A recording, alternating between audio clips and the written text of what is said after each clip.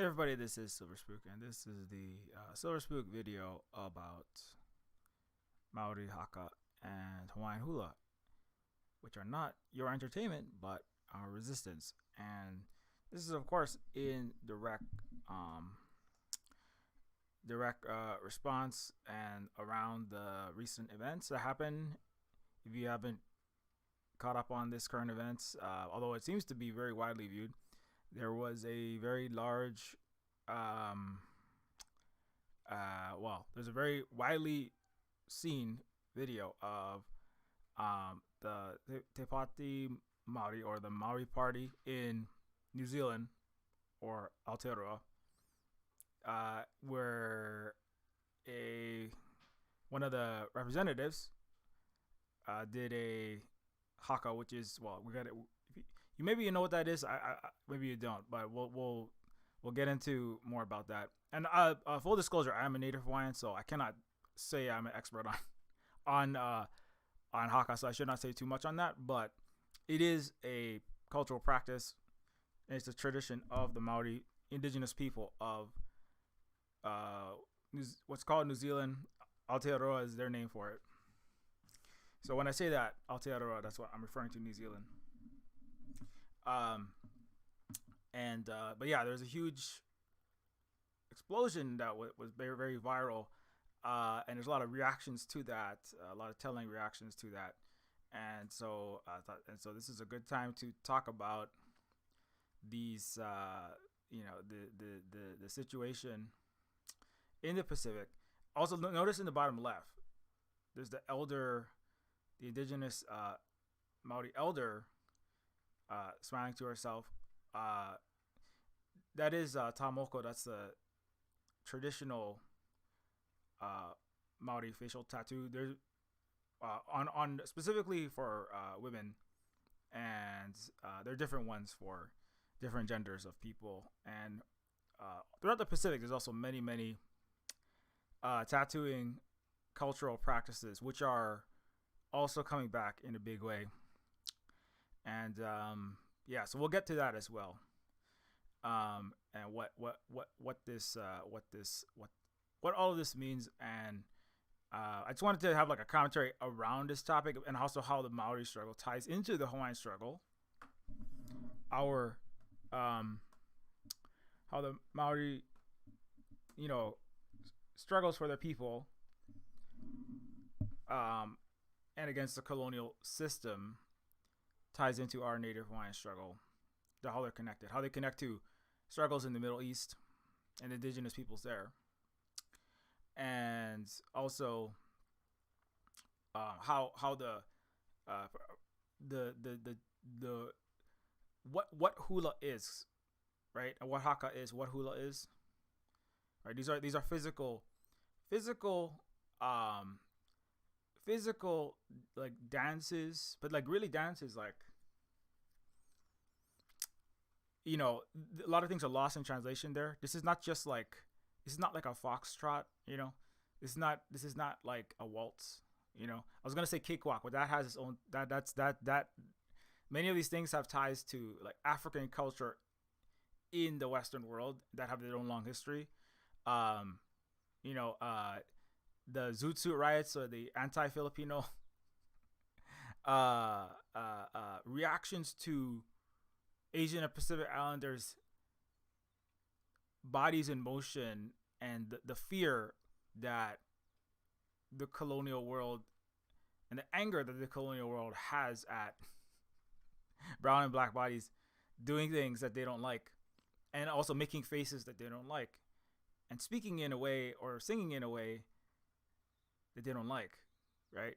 And that's part of there's a lot of what is happening. This is the the psychosocial, the zeitgeist, the Western reactions, American, Australian, European, Canadian reactions to this are very telling. It's a similar kind of reaction, which is kind of like, you get back on the plantation. Don't disrupt our orderly, quote unquote, parliament, our orderly Western civilization, right? You can't do that. And also stop having a culture. Stop having a culture in a way that is not our entertainment in a way that we control, right? As colonizers, right? That's part of the reaction, right? And then they jump to, obviously there's people that are jumping to extremely racist tropes, and just colonial, try to like well worn lies to justify themselves. Um, and we'll get to all of that. So I should probably get to some specifics quickly.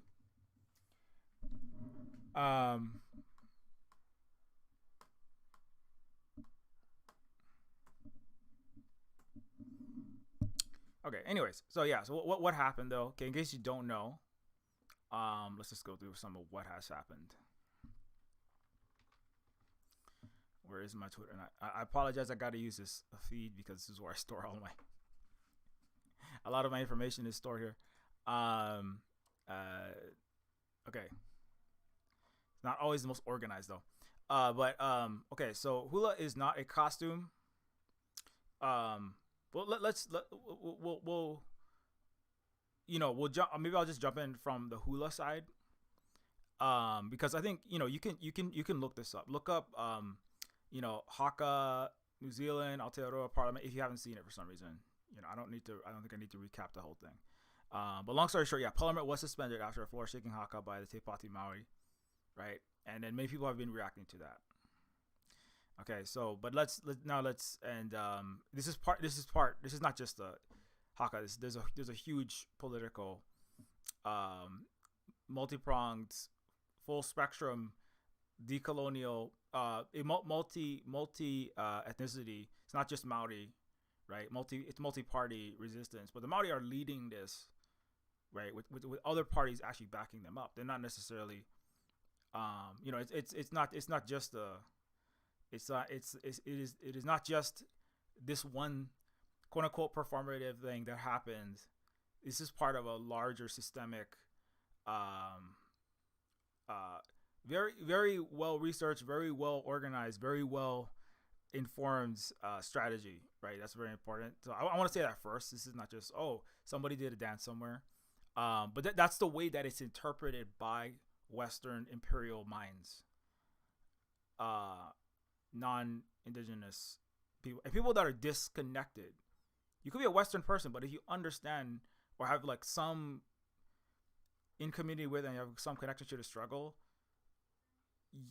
those people will understand better. Like obviously Holly is not indigenous, right? Holly, who is my partner in mods here, but like understands like what is happening. But many people who are, you kind of can tell who has not been engaged in the ongoing struggle, right? It's worldwide against the structures of colonialism, neocolonialism, etc., imperialism, because of the way that they react to these things. They don't understand what's happening.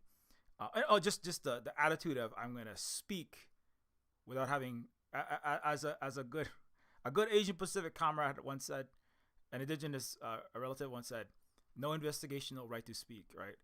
But the part of the imperial Western mind is to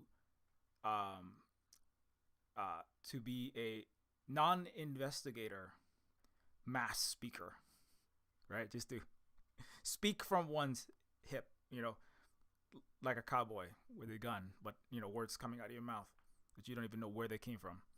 So but just to clear that up before I go off too far, I just want to say that this is not just about, this is much bigger than just a dance. But people are focusing on the dance, which is part of the strategy, right? Which is it's kind of like putting a hot, warm towel on a giant cyst, right? You can draw out, right? It's like Democrats revealing who they truly are, right? Just like celebrating deaths of children. It's about drawing out the infection, planetary infection.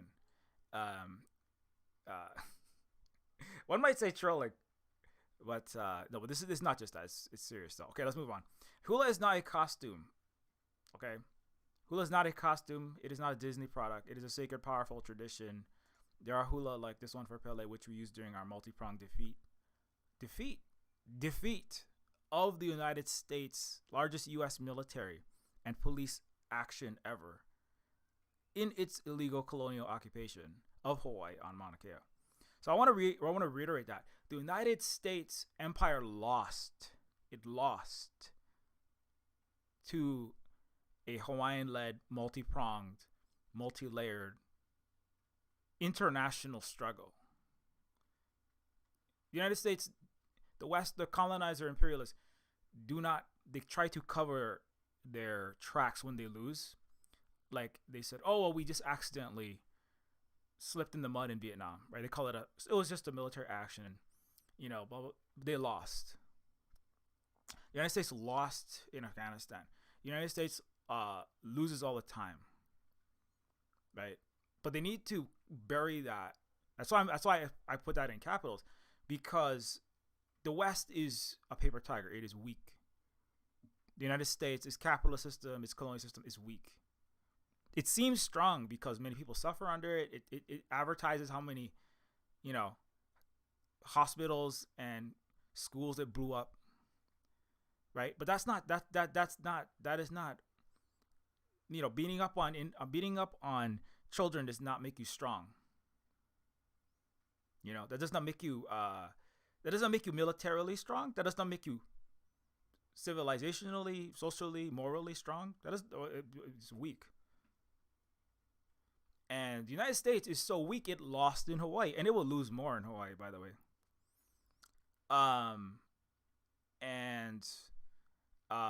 Right, and militarily around the world against indigenous people, it has, even historically, it lost. It has only been able through basically mass immigration in Turtle Island, the Americas, and throughout the Pacific to maintain the facade that it is in charge. It is not in charge. The United States and the collective colonial capital sword is falling apart as we speak. I don't know if you noticed that, but we'll come to the global situation more later. But I just want to say that the United States cannot exert military force in Hawaii. It tried. It failed. Some people wanted to see what happened. What would happen if the United States exerted military force against Native Hawaiians? Right? Like it does in the Middle East. What will happen? Because the thing is, we got many rockets, we've got many aircraft carriers, we got many F-16s. Yeah, but what are going to be the economic, social, and political repercussions if you start blowing up Native Hawaiians? I mean, Hawaiians didn't do anything on the mountain, but look, the reality is like 75% of Hawaii is non-Caucasian. The Hawaii has twice the rate of trained veterans. There's a huge, very, very, very anti-colonial Hawaiian, Filipino, various Asian and Pacific Islanders in Hawaii. Yes, there's many compradors, there's much of money and much corruption and much complicity, and that's very unfortunate. But the United States and the colonialism lost in Hawaii to a combination of many strategies, right? To Hula, the Hula is as just that is just like a way of communicating, right? But also to a larger strategy, right? That's what I'm saying. The Maori have a larger strategy that involves economic organization. There's strikes. There's the ground. The between the events is when the real war is fought, right? The organizing, labor, raising consciousness, education, to do things like, right, strikes, blockades, mass events, right, and then ratcheting the tension up.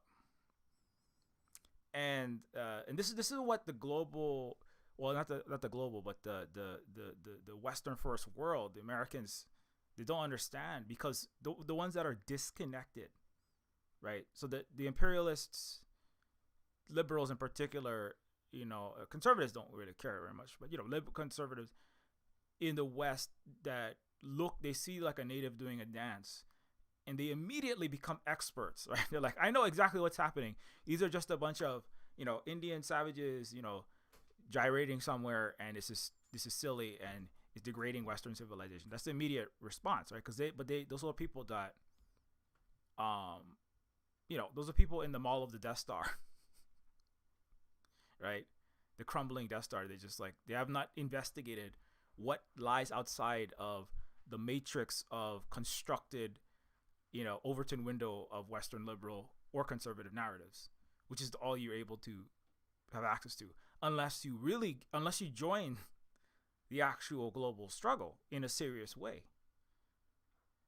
right? And that's how you can tell when I see somebody's response anywhere on Twitter, in real life, in some other platform, in a video, right, on a TikTok. Oh, okay, well that person, what they just said, right, just opening their mouth without understanding what they're even talking about. Deeming yourself an expert because you have like a 4 or 8 year degree in something, because you got published and you have a New York Times bestseller, right?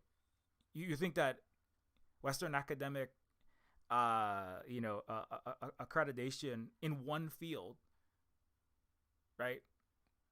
Or I don't know, you just have a big vocabulary that gives you universal enlightenment, universal, one would say hegemonic, cross-spectrum, cross-disciplinary, cross-planetary, cross-cultural, total intellectual domination, right? But that is academic hegemony, academic colonialism, right? So I know everything because I come from this powerful liberal or whatever pedigree, right? But that's but you can tell, okay, that's a person that still believes that that's how the world works, or what they would like the world to work. So anyway, well let me move forward before I stay here too long. But yeah, the United States lost on Mauna Kea, and let's talk about that. Okay, so Hula is now a costume. Let's watch this real fast. Okay.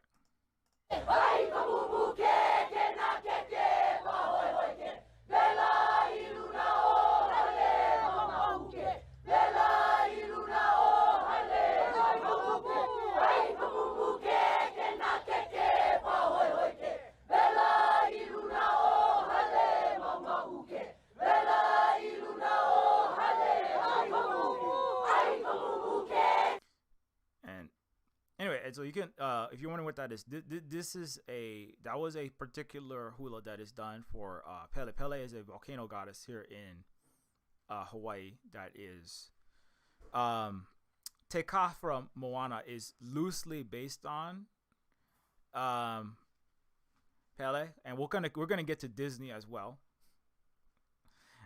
Speaking of Disney products, right? And so, but yeah, let's get more into that. So this was an event that happened. The U.S. military deployed against us Native Hawaiians during this struggle. The largest forces of police and military ever. It was basically every single, during the Mauna Kea struggle, every single police force that was available, and some were forced. The U.S. had to pay overtime to Oahu, Maui, all the islands in Hawaii, had all their police forces come to one island, the Big Island of Hawaii, and the military was rolled out. They had LRAD sound cannons. They had B-52 bombers were brought up. Okay, let's keep going before I get too far off. I'm gonna be slightly more intense on this because obviously this is directly related to my I'm gonna have more Pele energy today because this is directly related to struggles that I'm in as a Native Hawaiian. But like the hula, like the haka used by the Maori party, this hula was done to physically blockade U.S. colonizer desecration of Mauna Kea. It was part of a larger strategy, including Waikiki and highway shutdowns, hotel and tourism strikes, digital viral campaigns, and more. So as I said, right, it's the many people are saying, oh, that's just a performative dance. That is just a cultural event. That's identity politics. That's just performative. That is just virtue signaling. That is just indigenous. You're performing your indigeneity for white people. I've seen that. Some people say that kind of thing. You don't know what you're doing. Doing a haka isn't gonna, give you Maori your rights and change the New Zealand government. Just for people that know what the whole entire West becomes again, they become suddenly experts, right? But the thing is, right, and so that's why I want to show that this is not, because the hula is not the haka, but it is related. These are cultural practices that were part of a larger, broader struggle. Okay, so in October 5th, 2019, more than 10,000 people marched in Waikiki in support of Mauna Kea. There were slowdowns on highways, hotels, and tour operations, and there were walkouts that said, if you trample Hawaiian culture, if you trample Native Hawaiians, which is what was happening on Mauna Kea, there will be no Hawaiian culture for you. Right? So this was a, there were by some counts 20% of Hawaii. It was like the Floyd uprisings, 31 million, is about 10%. 20%, or like several 100,000 people participated in these actions. It's actually bigger than the biggest American uprising ever in total percentage of the people, right? Now, the media didn't report on a lot of this, right? The globe, you might have seen, you might have seen like We Are Mauna Kea, right? You might have seen like We Are Mauna Kea. You've seen like the Jason Momoa, right? You might have seen Janet Jackson, Jason Momoa, Dwayne The Rock Johnson even showed up on the mountain, right? You might remember this, the Kukia Imani. These images showed up around the world, right? And some of those showed up. They elect their celebrities, and they got Vogue and the Vanity Fair, CNN. They got to put, when celebrities do, when when celebrities in the West do it. Jason Momoa is of Native Hawaiian descent as well, but when a celebrity does something, then they gotta put that on display, right? And but the thing is, and like that did help the visibility of the struggle, right? On Mauna Kea, but the in Hawaii, right? There was a massive. It was the biggest uprising. It was the biggest uprising ever in the history of Hawaii in the total number of people involved in it, right? It's actually, I think in total numbers, it again, as I said, it dwarfs the biggest American uprising, right? It was very, very, very significant. Many people in Hawaii, many people who are involved in international struggles, people who are directly involved in the Red Hill actions against U.S. military poisoning the water supply, they came to their radicalization. They came, or their education and their awakening, right? Their actual enlightenment, right? There was no enlightenment in Europe in the last 500 years. This is a lie. The enlightenment comes when you realize the global struggles for humanity and anti-colonial, anti-capitalist struggles, right? And people reach that point of, oh my gosh, I need to do more. I need to get involved in this, local and global struggle through Mauna Kea, right? This is a huge educational, conscious raising event, right? And I know I'm talking about. I'm gonna come back to this, the Maori, but this is, I'm trying to give we are cousins of the Maori here in Hawaii, right? We're directly related as Austronesians, as Pacific peoples of the Moana, not the Disney commodified corporate insult that is the Disney movie.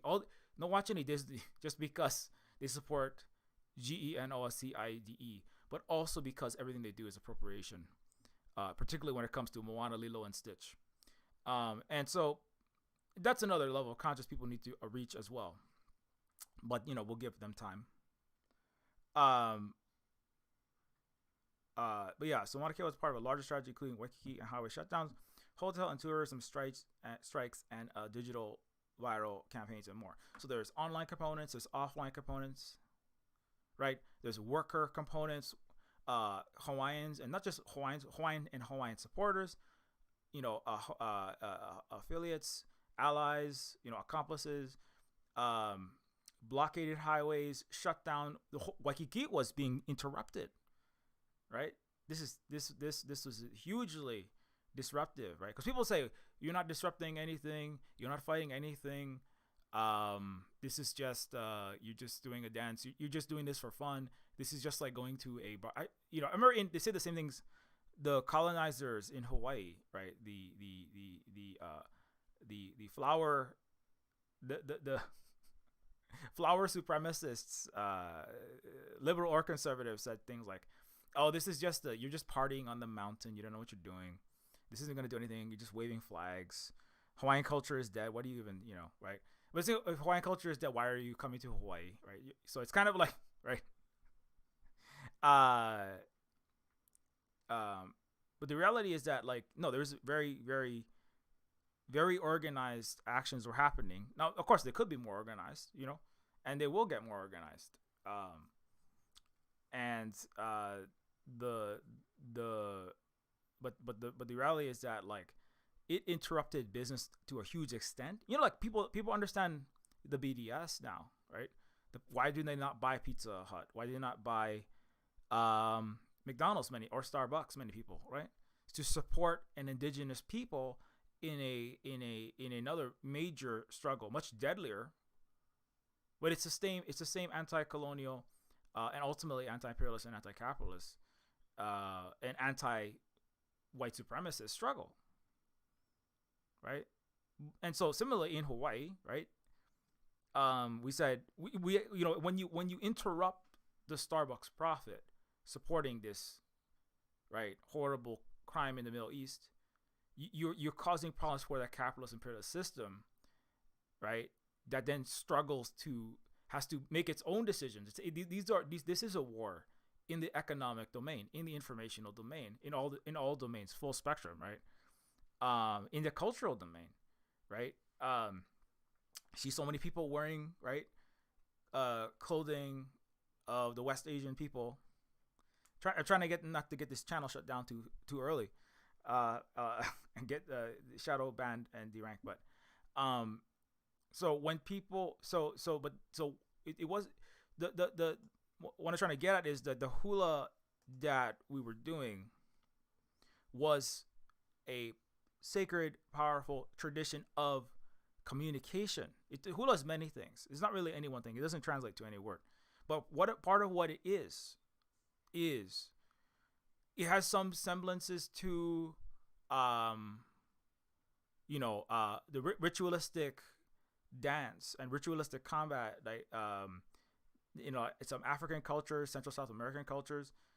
It's about communicating, right? It's about communicating the legitimate rage and anger because of an injustice has been done, right? Or it's communicating something that's like, it's communicating the core emotion. We are upset because maybe somebody stole something from the other town, another region.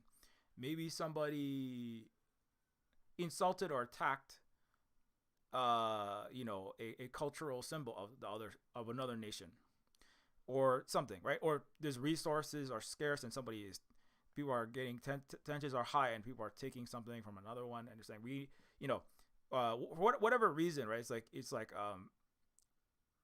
we are upset about something. We are communicating we are upset through our face, right? The Haka and the Pele Hula is it's not nice. It's not smiling. It's not just dancing and waving for you. And the Haka in particular is like, we are upset. We are like powerful. We are prepared to go further potentially and fight you. We don't really want to fight you for no reason, right? Unlike colonialism, which I'll just fight you to take stuff and plunder the entire planet. I want all the stuff and I'll just send out people cowardly to kill women and children, to take everything. But it's like, but you must stop what you are doing, or you must think about what you are doing, right? Because look at 1,000 of us, right, here. Well, it's a show of force. It's like it's not like the United States with its air, but it has this, in the sense that it is a force projection. Right? It's saying, like, look at how many of us there are, right? Look at our aircraft carriers and our F-16s flying around in the South China Sea. Right now, that's not very strong. It's paper tiger. That's the problem. So you have no real strength behind that. All you can do is blow up women and children if you're an American, European, British, AUKUS, these NATO clowns. You have no real strength. You already lost to other countries that you're trying to fight. You already lost. You're gonna lose to Iran too. So, but it's the same. But it's what they think they're gonna do, right? Right? It's the concept is, if we show that we have 5,000 soldiers and you have 3,000, maybe you'll back down. Or like if we show that, that's like in a colonial sense, right? But the thing is, what Westerners will understand that. Even Harvard and other Ivy League graduates can understand that, right? And that's part of what is happening, right? It's like, but this is a tradition of communicating, but where it differs from a colonial military or that kind of, those kind of force projection, show of military force posturing, is that number one, it's not a paper tiger, it's a real tiger. That's why the United States backed down to Native Hawaiians, because the United States would lose to Native Hawaiians, just like the United States loses to Palestinians, because they're losers. But number one, because the United States believes, and the Westerners believe, that the power to kill innocent people is what makes you strong, which is false. The Haka is about power, is about showing a force, but it's also about communicating that, again, you need to stop what you're doing. You need to think about what you're doing. Look at you have anger us. And in the Haka, the thing is, when you see the Haka, you don't understand what they're saying. You don't understand what they're saying if you don't speak the language.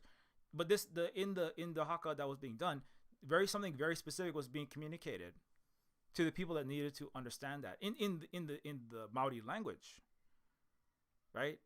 But Westerners will see that and just be like, oh, this is just a bunch of babbling, poo-poo kaka. It's just some racist trope, right? This is just But the thing is, I think this is part of the strategy, right? The sophisticated, these people have degrees they can speak English and Maori. Most Hawaiians could speak Hawaiian and English. This is what people don't realize. 98% of our entire Hawaiian people were fully literate at a high level that exceeded Europeans, right? The Maori, they're one of the most educated people in the Pacific as well, and in the world. People don't realize that, right? But the Maori, they're using that to draw out, right, the moronic pus that is the Western flower world, right? Of, oh, I'm a genius because what? I watched Lilo and Stitch. I saw Pirates of the Caribbean, and I saw some brown people trying to throw Johnny Depp into a volcano. So I understand Native people, right? What, you saw some Westerners, colonizers, projection of what islanders are like, but that's a strategy, so that, because it's not just the U.S. and the Europeans and Canada that is watching, Russia, China, Iran, Africans, Asians, Latin Americans, everyone's watching the Americans, right? The Canadians, right? Central South Americans, Brazilians are watching the Americans and the Canadians throw out their most racist nonsense at indigenous Pacific peoples like the Maori, and that's gonna make you more isolated, right? Again, but America, they don't understand that, right? That some of them do this. Some of the CIA, the highest level people, some of them do. Less and less. The Tony Blinken and Marco Rubio that Trump appointed don't. But that, the economic reality, the social reality, international reality is what you're losing when you think, oh, I'm gonna win because I'm gonna make fun of brown people now, right? Because I think I understand what's happening based upon my own hubristic, imperialistic, accreditations in electrical engineering or political science, which is to say political science fiction. If you got a Western degree in political science from a accredited Michigan State, and you're gonna just say nonsense, but you think you're winning. What you're doing is you're further isolating yourself, right? You think, oh, what I'm gonna do is I'm gonna say racist tropes, right? I'm gonna call you like Pocahontas. I'm gonna call you like, angry Pocahontas, right? From your American suburb that's falling apart. And I'm gonna beat up those people, and then I'm gonna win something, right? Because being part of the U.S. white supremacist colonialist or Western colonial empire, British Empire, is gonna give me like more cheap stuff from Africa, Asia, and Latin America. But but right, and I'm glad that these people think that, right? Because what it's going to do is it's going to further isolate you, and you're going to have less stuff, right? But that's anyway. But that is beyond that is beyond the understanding of people, again, who are not in the struggle, right? The thing is, the people who are in the struggle, they're shutting their mouth. I mean, some of the Westerners that would like to continue the imperial colonial system, that are somewhat competent, they're trying to just squash this, right? They'd be like, okay, well, let's not this get too far, because it's like the Douglas McGregors that are going like, we probably shouldn't try to fight Iran because we will lose in like 20 minutes. Even Trump's appointed military head in his cabinet just said, like, if we fought the Chinese, we would, every single one of our aircraft carriers, our number one power projection, right? Not America's Haka, but America's ability to project its potential to destroy, right? Every aircraft carrier would be sunk in 20 minutes. So, and then all we have is nuclear triad, and that's just suicide. So, right? But that's somebody who is thinking, at least he's thinking a little bit. It's a little bit of Western thinking, right? Going like, maybe we should, when the angry faces of the Arab world is saying stop, maybe we should stop, right? But then there's people like Blinken, and it's like most of DC is, the last three neurons in the West are rubbing themselves together, and what they come out with is, let's do whatever Netanyahu says, right? Like, let's shoot some missiles all over the Indian Ocean and the Asia Pacific and see what happens, right? And lose. But that's okay, because you're just gonna lose faster and harder. That's the question. As I said last week, right? I know I'm a little bit off the topic, but I just want to reiterate, like, the question is not whether the imperialist capitalist world and the United States at the head of it is going to win or lose. The question is, how fast or slow does, right, the imperial world and the U.S. want to fall apart? How do you want to fall apart, fast or slow? Right? Do you want to go out with a bang, or like slowly with a lot of whimpering and a lot of crying Fortune 500 companies and screeching Paul Krugmans, right? Like his ridiculous article in the New York Times about Trump could lose the trade war. You already lost, right? Do you want to go home with your tail between your legs with your ball, or do you want to go home with nothing? That's the question, right? So and obviously, like, I'm kind of spiraling way out right now, but it's actually a similar struggle, right? Iran, the axis of resistance is saying, if you want to fight us, we will fight you. And that's a direct, it's bigger military competition, right? But also the Te Pāti Maori also support the axis of resistance, which that is just the normal indigenous position against the colonial world. If you continue to violate people's rights to their culture, to their land, install apartheid, and then go to war, start using violence, right, to back that up, we are prepared to go as far as we need to go. And I don't think you want to go that far, right? And the smart Westerners, the smart Americans, the smart, imperialists, colonialists are going, maybe we need to stop, right? Understand that you have miscalculated. Understand that people are very upset. Understand that there is a large organized, there are hundreds of thousands of missiles that could fire and destroy every single oil well from the UAE, Saudi Arabia.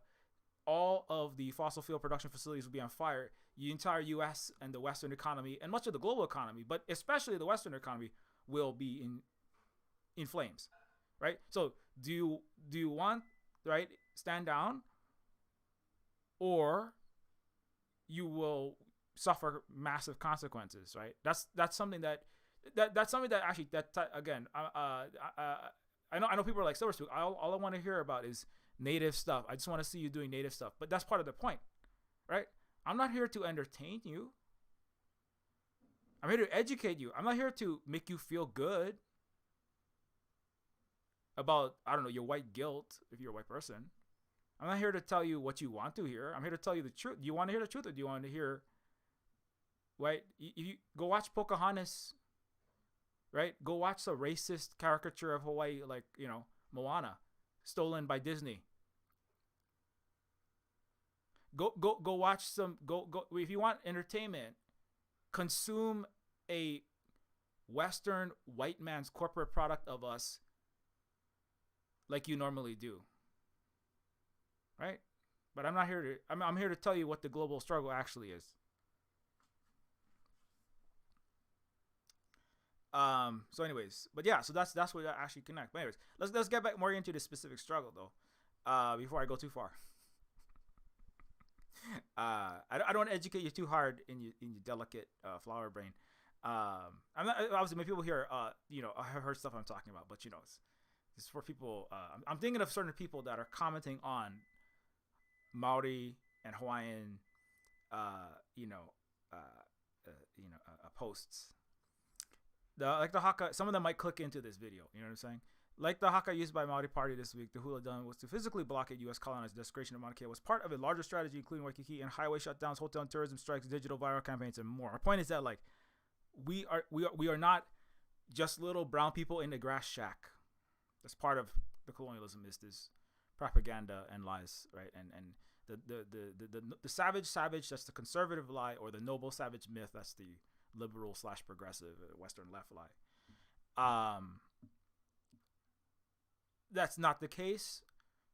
It's fine if Westerners keep believing that's the case, because then you'll just destroy yourself more. So I don't really care if conservative and liberal Americans and Canadians get too educated, particularly at this moment, because the stupider you remain, the faster you will destroy yourself, and the sooner Hawaii will be free, and the whole world. So if the U.S. wants to blow itself up, I mean, okay. If the Europeans and the Australians, you want to spend billions of dollars on weapons you're never gonna get, blow yourself up in AUKUS, okay. If you want to keep believing that because your Westernness, your khaki pants and your polo shirt, or your Western suit with no tattoos makes you more civilized, if you want to keep believing that, okay. But if you would like to learn the truth, then you can we're happy to educate you. The United States deployed B-52s to bomb Mauna Kea 6 miles from us, terrorizing. I say because terrorizing, right? This is what was that about, right? This is the U.S. Haka-ing back. Well, I shouldn't use it that way, but it's doing something similar, which is like, look what America has. America has B-52s on stolen Hawaiian land. Look what we have. We have the U.S. imperialist military. You know what we do with these B-52s? We blow up Uyghurs in East Afghanistan, which the U.S. literally did, by the way. We blow up so many Iraqis with these. Do you know how many Palestinians we have blown up with these kind of bombs? Look how powerful America is. We're so strong. Yeah, America is so strong. America is weak. All your planes and all your bombs, right? Half your pilots are all quitting. Nobody's gonna fly them. You don't have the capacity to fight in Hawaii. You'd blow up your Indo-Pacific Command, and Hawaii would be free already. America is weak. The U.S. military is weak. The U.S. cannot fight Iran. The U.S. cannot beat even Hezbollah. And you certainly can't fight in the Pacific. So if the United States would like to fight, let's fight. And many I encourage as many Americans to come at me with as much, right, how bad you are, right? You will further isolate yourself, right? All the Western armchair generals, right? Let's go, right? And then what you will do is, right? All you will do is further prove, because you're not capable of launching anything anywhere. You already cooked in Europe. You thrown everything you have into a lost war. So, right? But this is the false posturing, right? And this part of our strategy was to draw the U.S. in. Keep blowing up, keep threatening to blow up Hawaiians, keep threatening us, right? It was Kapu'oloa that we're in. Now, obviously, I shouldn't speak for every Hawaiian. Like, maybe we're not a monolith, but specifically exactly the strategy. But from my perspective is, the United States, keep threatening Hawaiians, keep threatening, keep arresting Hawaiians, 8,000 Hawaiians are arrested. Keep threatening to bomb Hawaiians. That's gonna really help you out, right? Keep threatening to bomb Hawaiians. If the U.S. actually did it, there would be no occupation in Hawaii, right? There would be no occupation in Hawaii. The smart American generals would be like, stop talking to the Hawaiian. There was a U.S. Navy admiral said, it's becoming very difficult for us to control the narrative in Hawaii to maintain the U.S. illegal occupation. We didn't say illegal, but he said the U.S. during the Red Hill struggle, it wasn't even this one. He said because it is very difficult. Even with, the U.S. has huge, like PRISM, all the Edward Snowden revealed. The U.S. has huge intelligence, social media, digital. They're tapping every single undersea cable. They have huge. The U.S. has huge potential, along with its Five Eyes, to manipulate online discourse. But even with that, the United States said we are having trouble controlling the narrative, which is the most important thing around Red Hill. The sentiments of Hawaiians and other residents of Hawaii and globally about the Red Hill fiasco, spilling this oil, the same thing on Mauna Kea. The more the United States, right, tries to attack Hawaiians, the more they lose. So I encourage the United States, please attack Hawaiians all you want. Bring all the jets that you want. Right? We'll see what happens. I'm not saying that anybody should be killed. That's obviously the United States is not. If the United States started blowing up Hawaii, but that would be it would be a horrible thing, right? But you know what else is horrible? Blowing up 200,000 women and children and men, innocent, in Palestine, right? That's also real, But the United States is already doing that. It's not beyond them, but the U.S. feel like it's okay to do it over there because. They're kind of like, well, we gotta just keep doing that because maybe we can secure some oil there. It's it's in a region that's far away enough from our interest. But the reality is, U.S. can't afford to do that in Hawaii. U.S. can't afford to do that in Hawaii. So, but they do threaten us all the time. They drop bombs all over the place. Like I said, like on this island, they bomb like 30 miles from where I am. They like bombing over there. They like blowing that mountain up, right? That's actually where they're training to fight war with China, the biggest war the U.S. will ever fight. They're not going to fight it because the U.S. doesn't even have the forces to do it, right? The U.S. don't even have the forces to do it, but they train to do that at Pohakuloa training facility, and we would like that thing shut down. And the paradox is, it's like what we look for as Indigenous people. One of the things we look for is the most idiotic, racist, hubristic governors like David Ige, like David Seymour, right? He's a great asset in one way because he is so masked off, right? And he so just attacks like David Ige. He said very racist things. We love that, right? Actually, Trump is great, right? Not because he's a good person, but he's going to be so saying that what America empire actually is about, right? It will be much easier, right, to generate the resistance and to further isolate the United States. This is even said. It was like, Trump is probably going to isolate the United States. His policies are going to disrupt, and he did. That's what he did. He did do that in his first term, right? And but and so that's something that escapes the liberal Western mind, right? They don't understand that, but also because they're out of the struggle, right? So the thing is, and so the global actual anti-imperialist, anti-colonial resistance, right? It's not that people want to get bombed or want to get attacked, right? But changing the reality, changing the geopolitical, planetary, economic, social, and political realities, right, And weaponizing the stupidity and hubris of the imperialists is actually like a core tactic, right? That's why I don't like Democrats and liberals, and they can be jerky. They can be trickier enemies to fight because they can sometimes neutralize. They can control their ability. They can control and mask their true intentions, which makes it harder to generate what we need on the ground, right? As indigenous people, that's right. So when the U.S., because every time the U.S. does something like this, I can go. I'm just gonna go. Well, we're gonna use this, and we're gonna put that everywhere we got to put it, right? When the United States said, when the United States sent,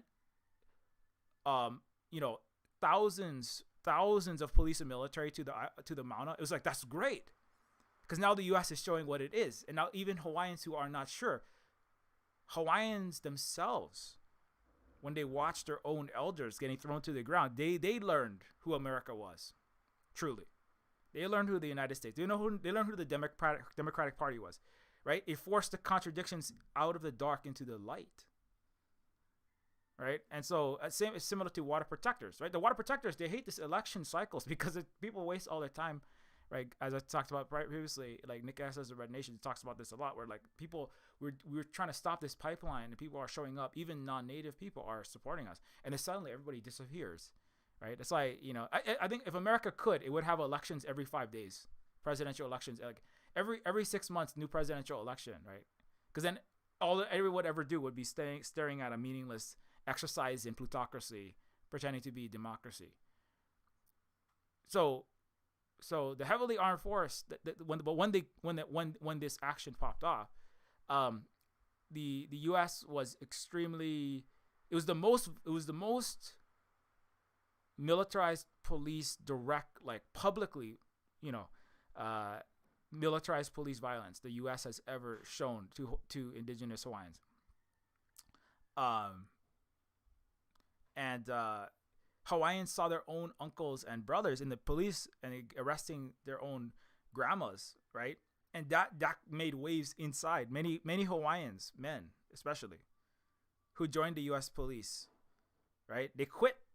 I know some people. They said, I can't be part of the America's leg breakers and stormtroopers, the police and the military, because of what we were made to do on Mauna Kea, right? That's part of disrupting the comprador traders. I shouldn't say traders. I should say like people that are not conscious. Sometimes they're traders, but people that are a lot of time not conscious enough of who they are serving when they work for the U.S. police, military, U.S. government, et cetera, so-called nonprofits and these kind of things, right? And so Mauna Kea awakened many of them.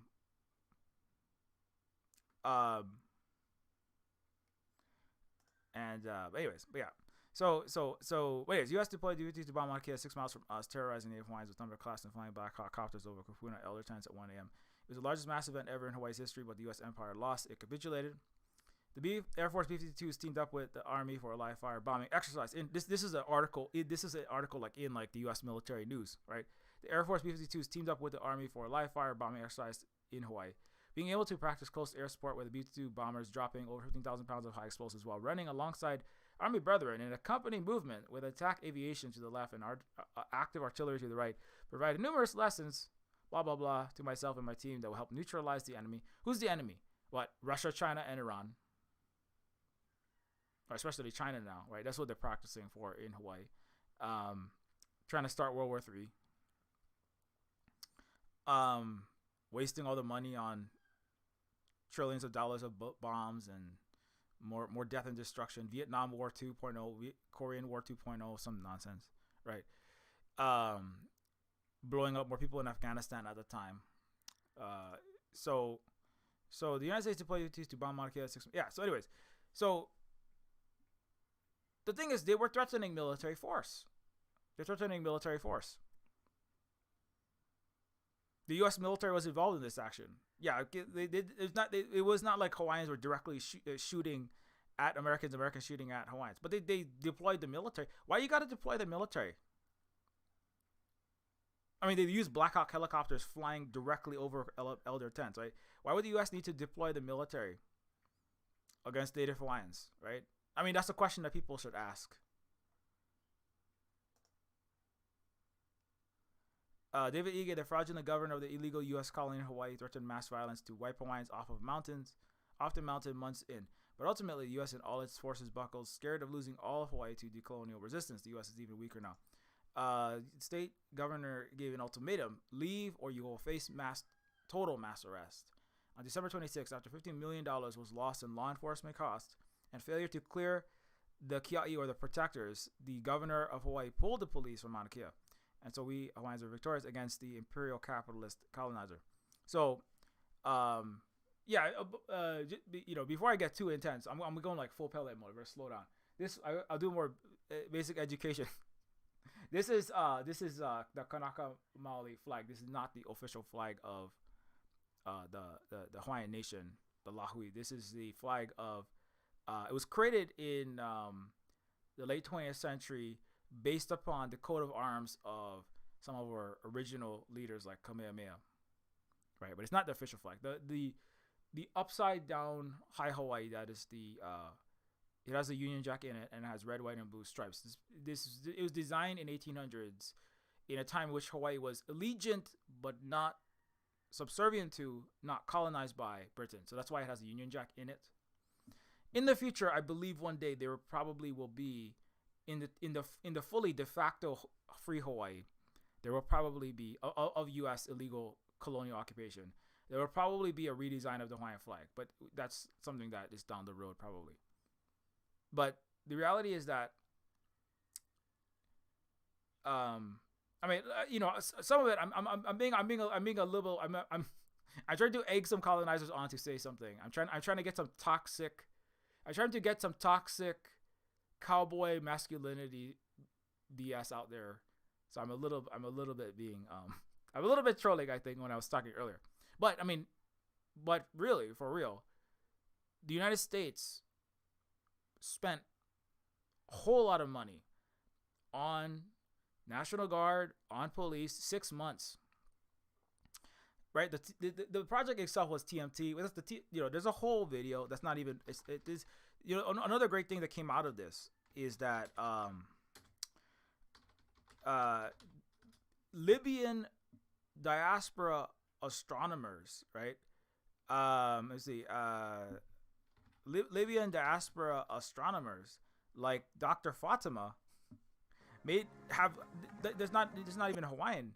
This is not even American. This is a Libyan diaspora person who learned through the Mauna Kea struggles, right?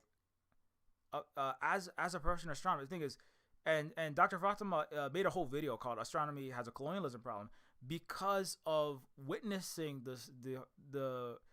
our Hawaiian struggles, decolonial struggles involving astronomy, right? And there's so much details to point out, right? Number one, right? People will say, "Oh, these Hawaiians just hate astronomy because you're backward savages," right? That's the knee jerk,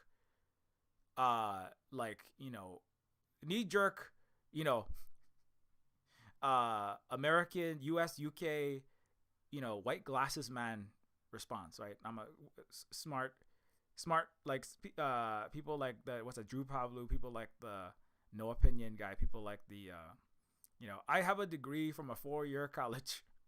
I read a lot of books and I have deep thoughts. Like, I saw Fight Club after reading Great Gatsby, and then I smoked some pot and I had the deepest thoughts ever, man. Like those kind of people, those for whom which the empire was created. Their immediate response is, "Oh, Hawaiians must be unsophisticated. Western civilization gave them roads and science itself and iPhones, and these backwards Hawaiians, they don't know what they're doing," right? And so Dr. Fatima has a whole video about the nitty gritty, because Dr. Fatima actually on Mauna Kea, Dr. Fatima did the actual hard number crunching to determine exactly what the how much light could be gathered by placing the 30-meter telescope on the summit of Mauna Kea versus, another location in Canary Islands, another one in Peru, or in South America, right? And exactly what would be the optimum site for this is a huge telescope, right? And and she actually did understands the science and the astronomy and the complex calculations that need to be done to make such determinations, right? She was very interested in studying the stars for the purposes of seeking truth about the universe, et cetera, et cetera. But then she realized like what was that like whatever slight increases in the total like the total light gathering abilities because of the low continental dust interference and the altitude, the lack of surrounding light pollution, et cetera, et cetera. Whatever benefits you could get, none of that was worth stomping on indigenous self-determination, perpetuating a corrupt, extremely corrupt system of Western science that included the Gordon and Betty Moore Foundation, multi-billionaire co-founder of Intel, the United States military. It involved Justin Trudeau, 30 Canadian universities, corrupt universities that we all know through the last, very many months of universities beating up their own students trying to fight to stop GENOCIDE, right? Japanese and Indian governments that are complicit with the United States. And so there was this in the University of Hawaii, the fake state of Hawaii government itself, that were all trying to install this particular telescope on this particular location. But the thing is, and the telescope was not going to benefit astronomy that much. B, like 600 plus astronomers, when they looked into it, they European astronomers, American astronomers, Japanese and Indian astronomers, Hawaiian astronomers from around the world, actual scientists. Fun fact, the majority of the actual science being done is mostly women, people of color, non-Western people, diaspora people in, right? Like Dr. Fatima, they're the people that actually do the science and tech and engineering, right? Like Western science, tech, engineering, and technological edge would collapse if they cut off all the immigration, because mostly it's Chinese, Indian, and other global South tech and science labor, right? And when and even those that aren't, even if you are an American, white, or Caucasian, British astronomer, they all said this telescope, the putting it here is not worth. And they said actually, like we the people who took the most detailed photograph of the supermassive black hole at the center of the Milky Way galaxy, Sagittarius A star, right? This is amazing photo. It was on space.com, nasa.gov, celebrated worldwide, right? Some of the, it was a great breakthrough, quantum leap in astronomy to do that. Those people themselves, they said, we need more space telescopes. A, B, the pursuit of knowledge should not be at the expense of crushing the self-determination and the repugnant immorality of this whole situation in Hawaii, which, because the telescope is not just about the telescope, it's much more than that is happening in Hawaii, right? And so the astronomers, the vast majority of them, they all signed this document that said, we do not want to put TMT on Mauna Kea. Please stop doing that. But the United States, Janet Napolitano, Barack Obama's Homeland Security officer, by the way, who led the entire state of California university system, UC San Diego, UC Berkeley, etc., right? The governor of Hawaii, who was taking millions of dollars of kickbacks from this telescope project, all these people were having all their palms greased. And the U.S. military is directly involved and connected in all of this. In fact, the U.S. military wanted to put 7 telescopes. The U.S. military wanted to put 7 telescopes on Maui this past year. Military telescopes. So the thing is, a lot of the telescopes, they're actually a cover for military operations. Again, the largest United States planetary training ground, the largest nexus is the Indo-Pacific Command of Empire worldwide, the U.S. military, where Edward Snowden leaked from.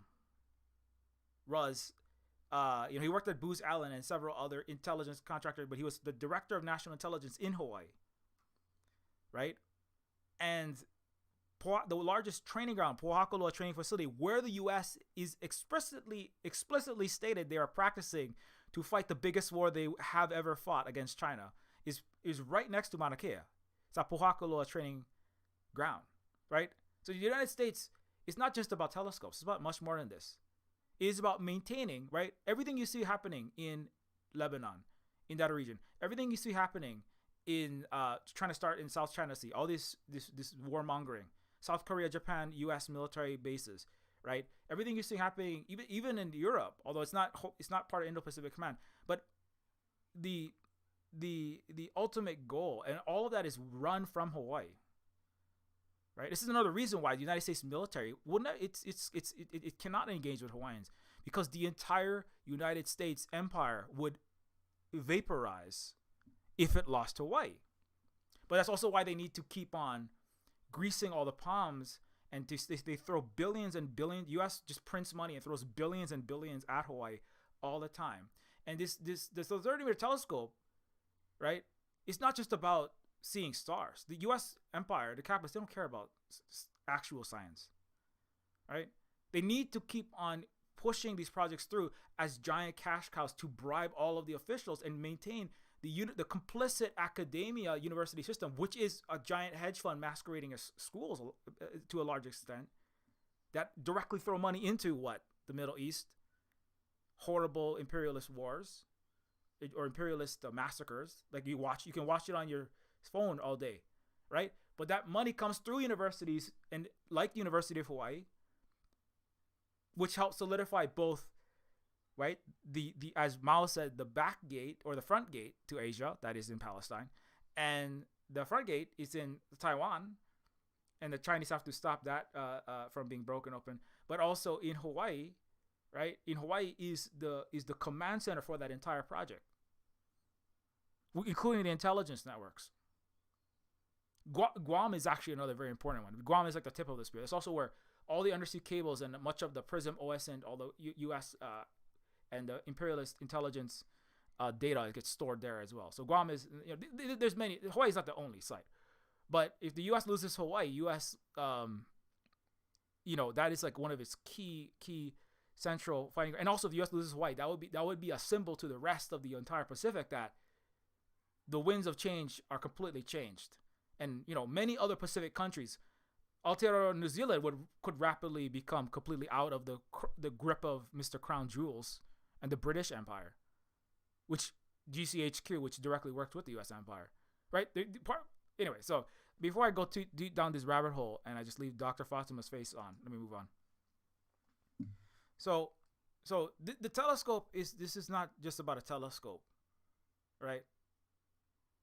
The Western, the non-indigenous,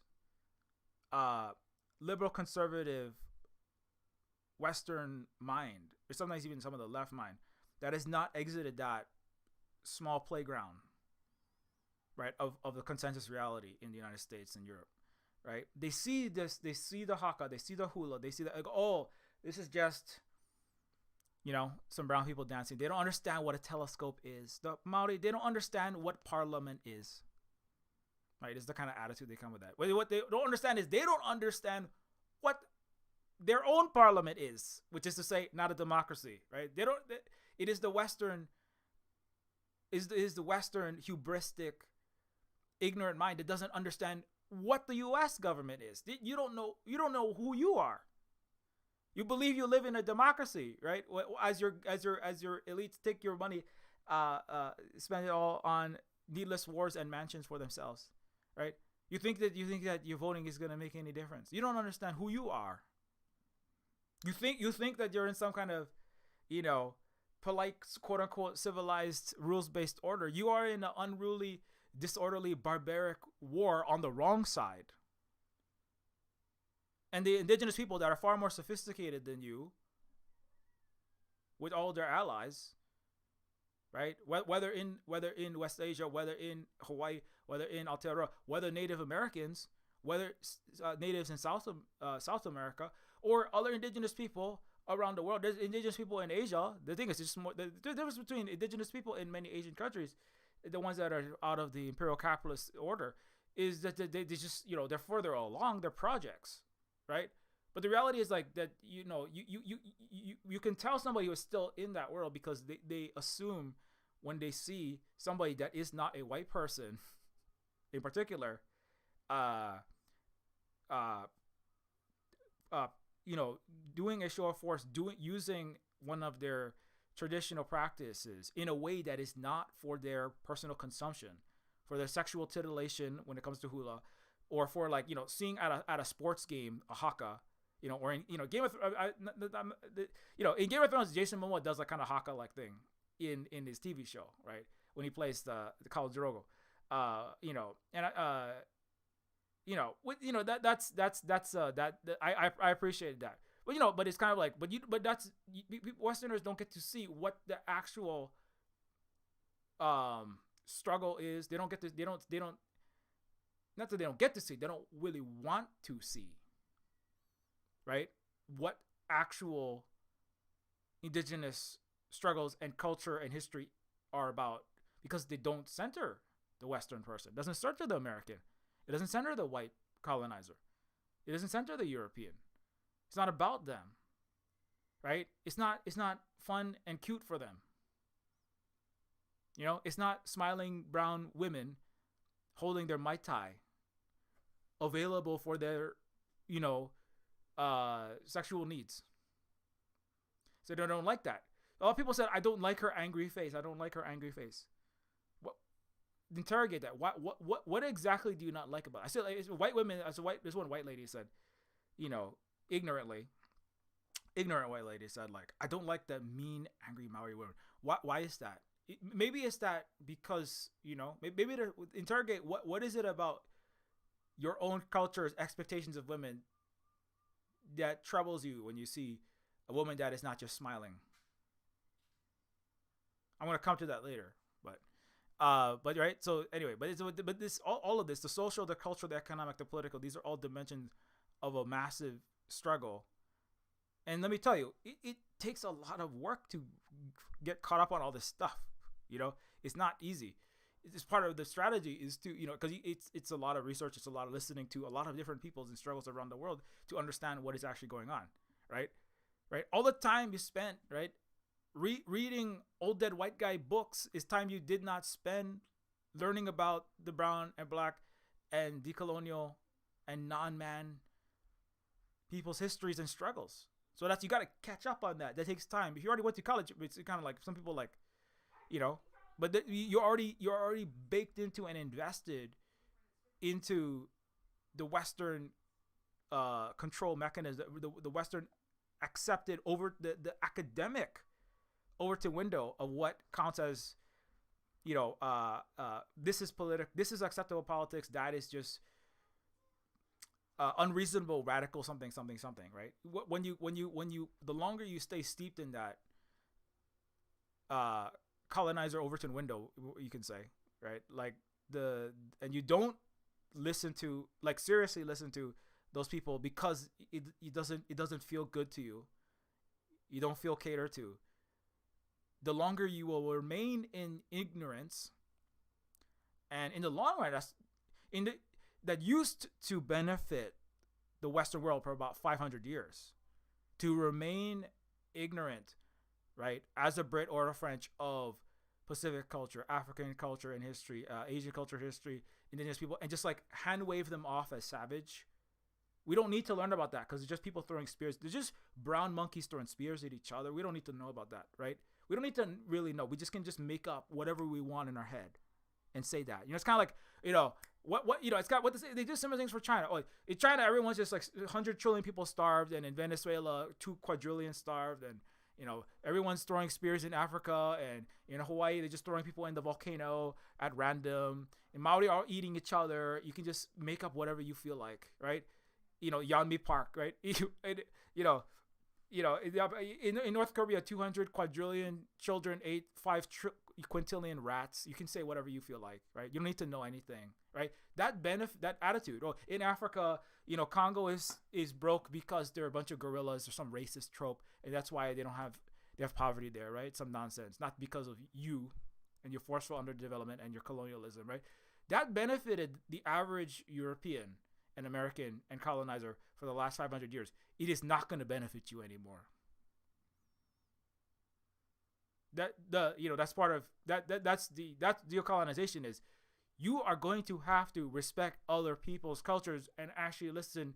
You don't have to know everything about every culture, but you have to have an attitude of all peoples of all colors and all languages and all practices, including Maori and including Haka, all deserve respect.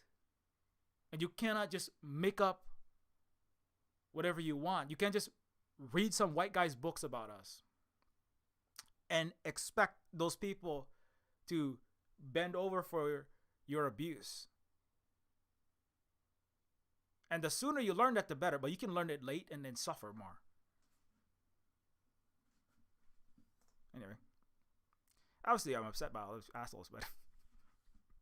So, okay, so let's go back to... Let's finish my Hawaii story before I forget. Okay, so the body of Aotearoa, New Zealand, who stood with us on Mauna Kea as we both stood with Palestine, will win with their multi-layered, sophisticated strategy, including Haka, against colonialism in their territory, as we Kanaka Maoli, Native Hawaiians, will outlast the dying U.S. hegemon. Just some random people you can follow. Tim, my friend, Conquest of Dread, Cool Timothy, is a Maori person. You can, if you like Silver Spook, oh my goodness, I don't want to suffer more. I don't want to have less stuff. I don't want to have more expensive groceries, right? And watch my country suffer and my people. I don't want to have more expensive groceries, more expensive rent, and dwindling gas and broken supply chains. And I don't want to keep suffering as global decolonization and multipolarity arises. What can I do? What you can do is you can like follow some indigenous people, but you don't have to. There's many people around the world, right? But these struggles are interconnected. So if you follow some of them, indigenous peoples, African people, especially in Africa itself, that are in these struggles, right? These are all we all know, right? In like anti-colonialists in India, in Africa, in Palestine, in Hawaii, in Turtle Island, we all know each other, right? So when you encounter one, you will encounter you would probably encounter some of the others, and so just one of those people is Tim, of many. Back in the day, Tim makes videos and he's also a tattoo artist and is also a Maori person. But anyways, 6.5 million likes. It's just one of many people that you can follow. 6.4 million likes, and crustiest people on Twitter are trying to say she was wasting her time. Kids all around the world saw it and hit that button. Some of them will be radicalized from this moment alone. You can't stop this. I mean, again, this reminds me so much of the Mauna Kea struggle because, like, when the Mauna Kea popped off, like, millions and millions and millions of people saw that around the world, right? It was a lightning rod. It was like a supernova of education, that came out of, it really came out of the stupidity of, again, the racist colonialist attitude of the U.S. in Hawaii. The governor, he said something really stupid that really blew it up, and many events happened, but one of the big ones is responses to the reactions. And then suddenly millions of people saw it. He said something like, Hawaiians are just lazy. You're not serious about the mountain. You're all doing drugs. You're peeing and pooping all over the mountain. The governor of Hawaii, he said that Hawaiians don't care about the mountain, right? He's just making up lies, right?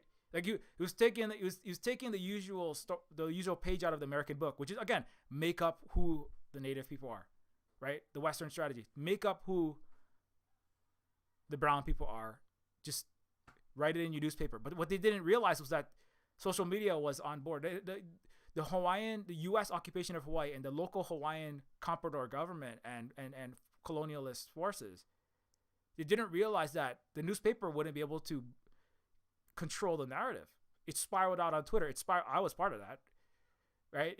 You share it with the digital, educational, digital, informational, decentralized transmission, right? And on Instagram, Twitter, Facebook, I mean, all the platforms at the time, it blew up. It just like now, this video of the Maori MP ripping the, just insult to the Maori bill that they're kind of put through. There's many problems with it. I don't have time to go through all the specifics, but basically the Treaty of Waitangi that has been just one of the longstanding agreements that the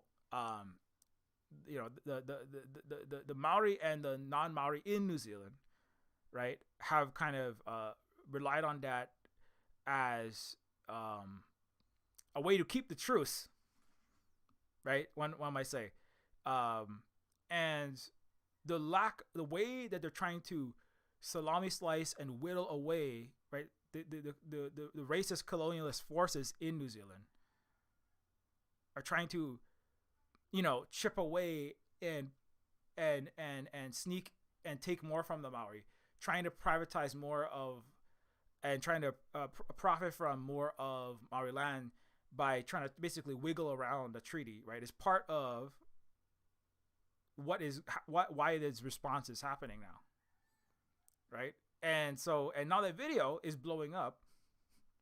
It has been, somebody pointed out, the video has more likes than the entire population of New Zealand, right? And in Hawaii it was similar. There were more than over like about 1.4 million in Hawaii. So there are videos with Aquaman, right, Jason Momoa, and many others, like the Hawaiians getting arrested. Many of these videos that went around the world, millions and millions and millions of people everywhere.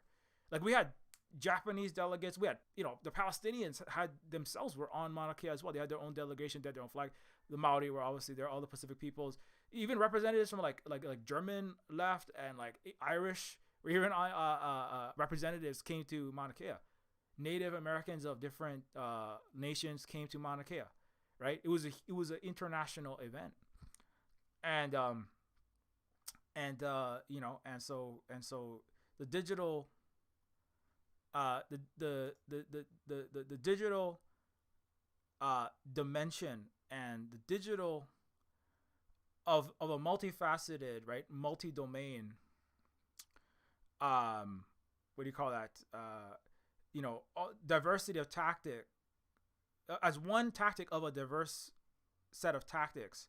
The digital is very important. I mean, it's a new thing that we do and we need to leverage. Some of the best at the social media are a lot of indigenous people, because that's one of the ways, because previously, right, it was all broadcast media. So like if Native Hawaiians did an action, if Maori did an action, the local TV of New Zealand or the illegal state of Hawaii, corporate capitalist American owned media, and the dual colonized some Japanese owned media could control what the narrative about what happened in Hawaii historically. So it's harder for us to get message out and to activate large numbers of people locally and worldwide. But now with social media, it's really like, I think that the imperialists, if they could, they would disinvent in DARPA. They would go back, they wouldn't necessarily kill John Connor. They just go back, the true Skynet, which overlords, which is the U.S. and Western imperialists. They would go back in time, not kill John Connor. They would go back and stop DARPA from inventing the internet, so that it would be impossible to have, billions of people seeing their colonial crimes and who they actually are, and having like people in Britain and America, right, that don't know anything, thinking they can just get away with that. The thing is, you could be a Rudyard Kipling and just say brown people are these devil child monkeys, right? You could just say that, right? And then Europeans are like, yes, you're so smart and educated, European white man, yes, great books, amazing, so good. You just made up all kind of stuff, right? He could have put a brontosaurus in the Jungle Book and Europeans would have eat that up. But now, if Rudyard Kipling was alive and he said, oh yeah, those brown people are a bunch of devil monkeys, then you could have like high-speed rail having, Malaysians be like, how are your trains doing, Britain? Like, what did you just say? Like, what you're saying all of the Asia Pacific is just a bunch of brown devil monkeys you have to subjugate? Oh, how about like, look at all of this, like, look at what you're doing is you're killing lots of us and you're trying to steal stuff all around, and but also like many of us are actually doing better than you that have gotten out from under your colonial shackles. So what, like, all Western authors would have been clapped back and vaporized from existence by like Derek the suit guy or somebody or somebody, not even an indigenous person, but just like some global majority person, which is the thing is there's 90% of the world is the global majority that's non-colonizer or not from the big colonizer countries. They're all over the internet now. So and so like that's what I think the West is very upset at, is they can't simply say things, put them on the TV, put them in their books. The one source to many broadcast media, which is fundamentally it's pyramidal. It's pyramid-like, where it's one controller and then mass numbers of listeners, one voice, many ears, right? You can control that by having the money and the colonial and military power at the top, right? Like a TV, one script written by billionaires, oligarchs of whatever, they're all conservative and liberal at the same time. Write the script for CNN, and everybody has to listen to that, right? I think it was who is it? Jen Psaki, the genocide Biden's former public relations person, saying the problem is people are not watching enough TV. They're not watching enough corporate media. It's kind of like that's like the Navy admirals admitting we're having trouble because social media is stopping us from being able to control the narrative because too many Native people are getting the truth about what's happening in illegal occupied Hawaii, right? And but yeah, a lot of Western history would be different if there's social media for the last 500 years. They're probably, colonization might have died a lot faster, because then everyone would go, hey, Africa would say, or Native Americans say, or an African say, hey, Asia, you got to watch out for these people. They're coming, and look at, if you got like photographic evidence of everything that was happening, people might have gotten wise a lot faster and maybe stop the colonial era a little bit sooner. Anyway, that's just hearsay. I'm not that's just speculation. I'm not saying that is what exactly would happen. But it's the part of this is the reality. This is that it is harder for them to control the narrative, and they have even the ability. They have Prism. They have the ability to pull the levers. They can ban. They can silence. They can shadow ban. Shadow ban is more effective than ban. They can through universities they obviously can do what is called self censorship, where you just choose not to say something so that you can get invited back, have more chances for tenure, keep your job, rub the right shoulder to the right conferences to increase your career, right? As the educated Western person that has the possibility of having making real action in the world, right? The smartest minds are kind of forced down a particular avenue. But then you also have just direct censorship, right? You have the ability to like I have been shadow banned before.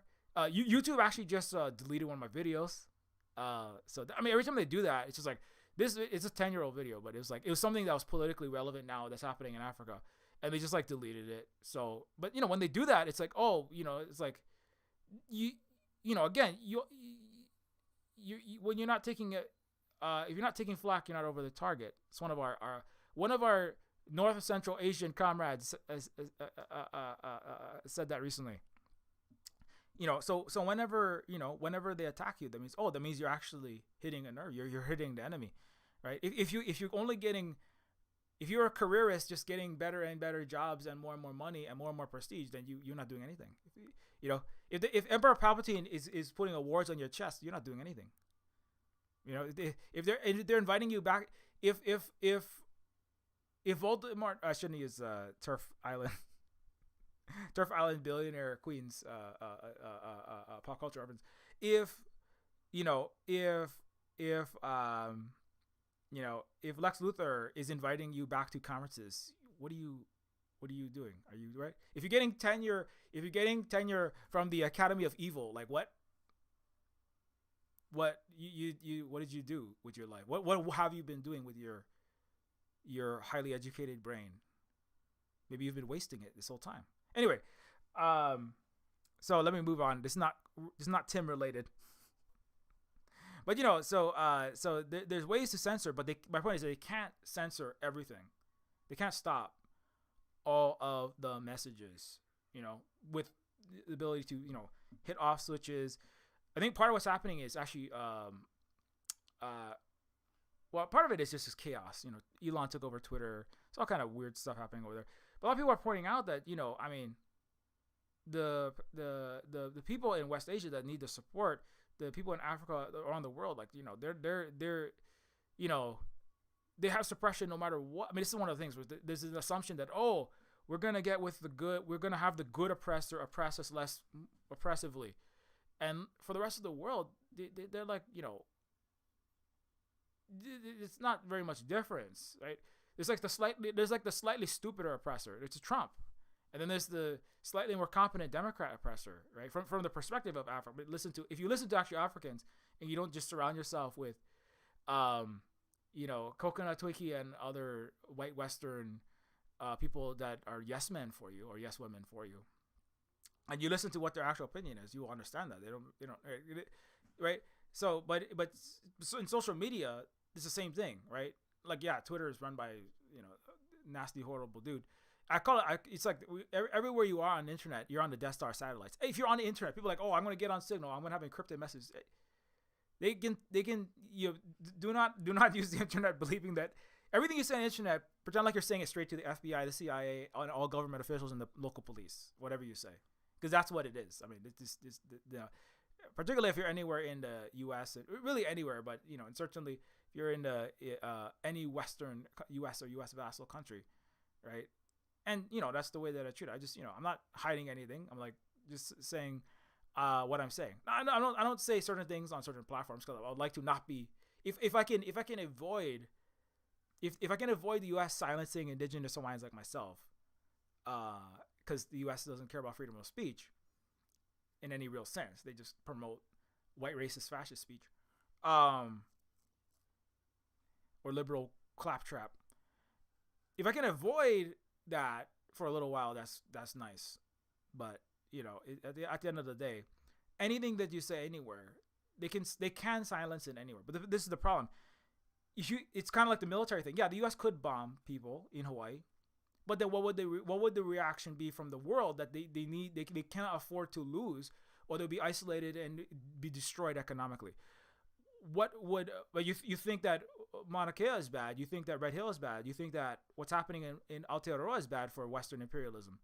I mean, if they started actually blowing up, Maori or Hawaiians, I mean, we'll get way worse for them, right? It's kind of like, right? It's like, right?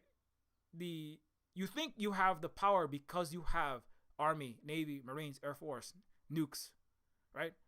But you don't understand how actual full spectrum struggle and conflict and the full hybrid warfare works.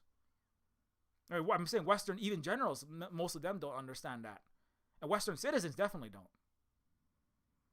Right? Which is that, like, you think, because they think that, oh, we can stop people, like Twitch just passed that raw. If you say the ZION, you say ZION, ist, that's anti-Semitism, you kicked off the platform or something like that, right?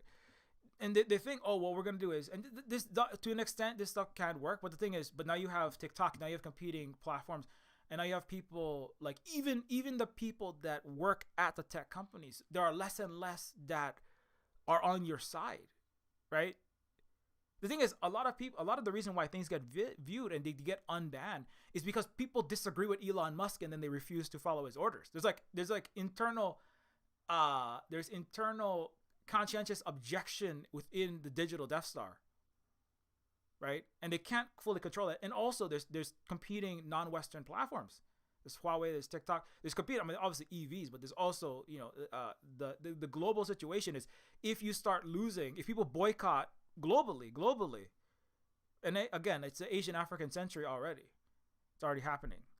And the Central South American, it's Asia, the multipolar world is already happening.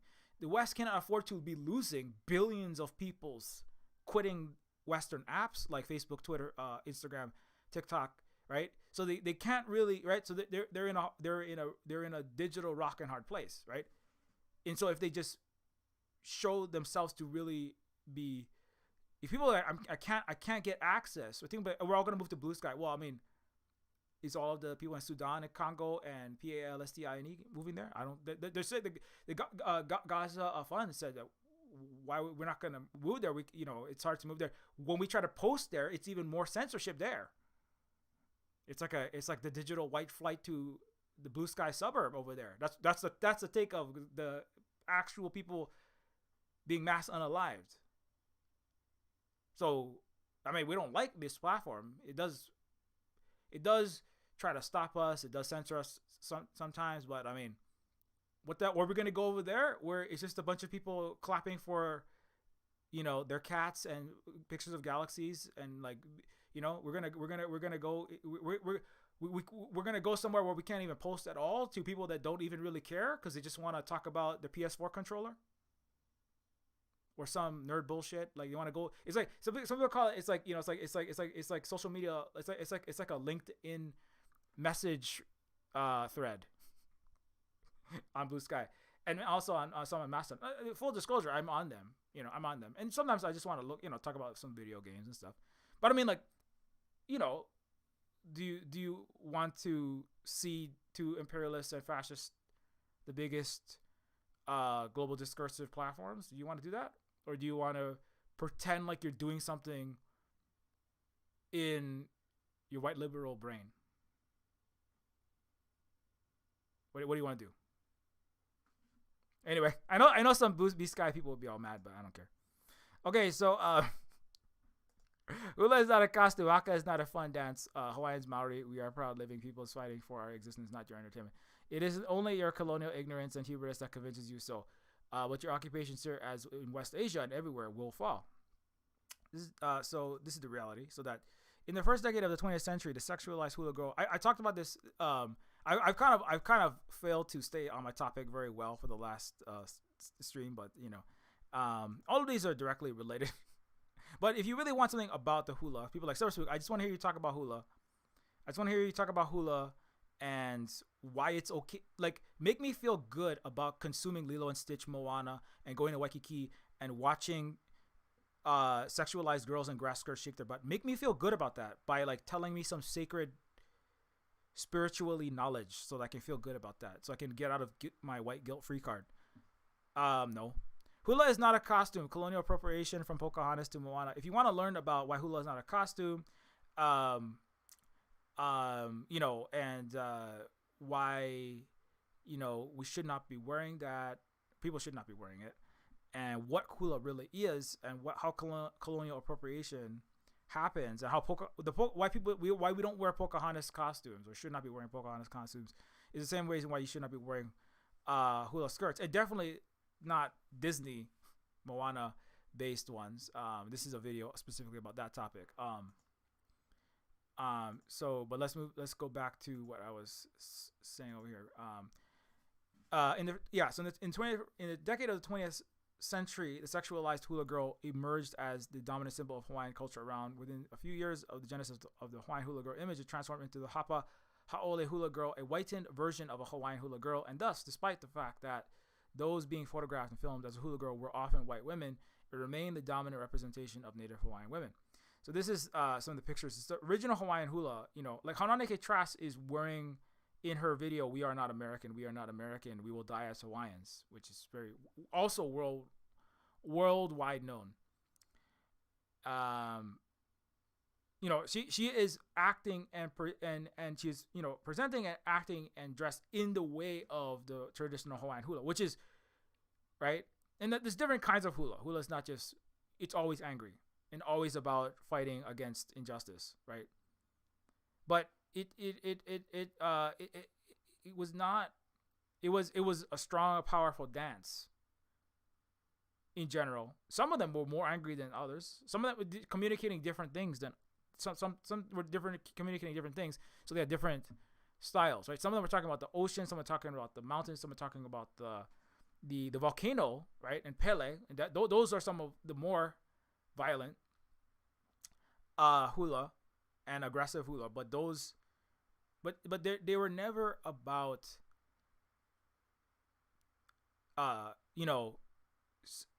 presenting male gaze sexualized dances. It was not a sexy dance and entertainment for people to watch. Sometimes it was like celebration. They were performances, but these were not. They were not made for people, especially non-Hawaiian people, to be quote unquote entertained, right? And definitely, right? And so you can see on the left, the presentation is very different from on the right, where she's like standing demurely, smiling. The facial expressions, right? People say, I don't like that mean Maori girl's face. The hula expression is not smiling like you're, ready to go on a date with whatever white man is paying for the hotel. And this fake luau and this fake hula, right? All of that is a construction. I talked about this last time, but the images above show hula women presented in two contexts. The photograph on the left was taken in 1899, while the photograph on the right was taken just over 3 decades later in 1925. The image from 1899 features 3 women dressed in traditional kapa skirts adorned with the po'o and kupe'e neck garland, head and bracelet garlands. They are also surrounded by customary hula instruments, uli, ipu, and pu'ili. A gourd rattling containing seeds with colored feathers at the top used for the hula, uli, a dance drum made of 2 gourds sewed together, and a pair of bamboo rattles, respectively. So, anyways, so that's some of the just like a brief, because brief aside about what hula is, the history of hula. You can learn more about in the hula is not a costume video, as I said. So, but hula is not a costume. Haka is not a fun dance. It's not just something you do at the sports game. Some people said, oh, Haka is a war dance. Western white people becoming experts on Maori culture, right? This is kind of like the white guys that dress up in kimonos and they think they're Tom Cruise from The Last Samurai because they watch 2 anime, right? And but I slight aside there, I am involved in this book called Made in Asia / America, which is about like how the video games were never really about us. But again, it's about the Asiatic or the fantasized Asian, right? Where a white man can go in there and be the best samurai, right? Have his Orientalist theme park escapade through Asia and consume Asia as the white savior of whatever people he happens to be visiting, and mastering their arts and their swordsmanship and their philosophy and their meditation and blah blah blah blah blah, and their and understanding everything, right? So this is right, and but similarly, Made in Asia America, video games never about us, is about specifically about video games. I made the cover art and contributed to this book, but it's related because it's about the imagined, or again the Western making up, assuming just immediately, because of whatever they know or don't know, immediately being the expert on whatever they're talking about. In this case, Japan, Korea, China, all of Asia, and the Pacific is included in this, right? And so that directly relates to this. Sorry, it's raining hard and I can't think. Hawaiians Maori are proud living peoples fighting for our existence.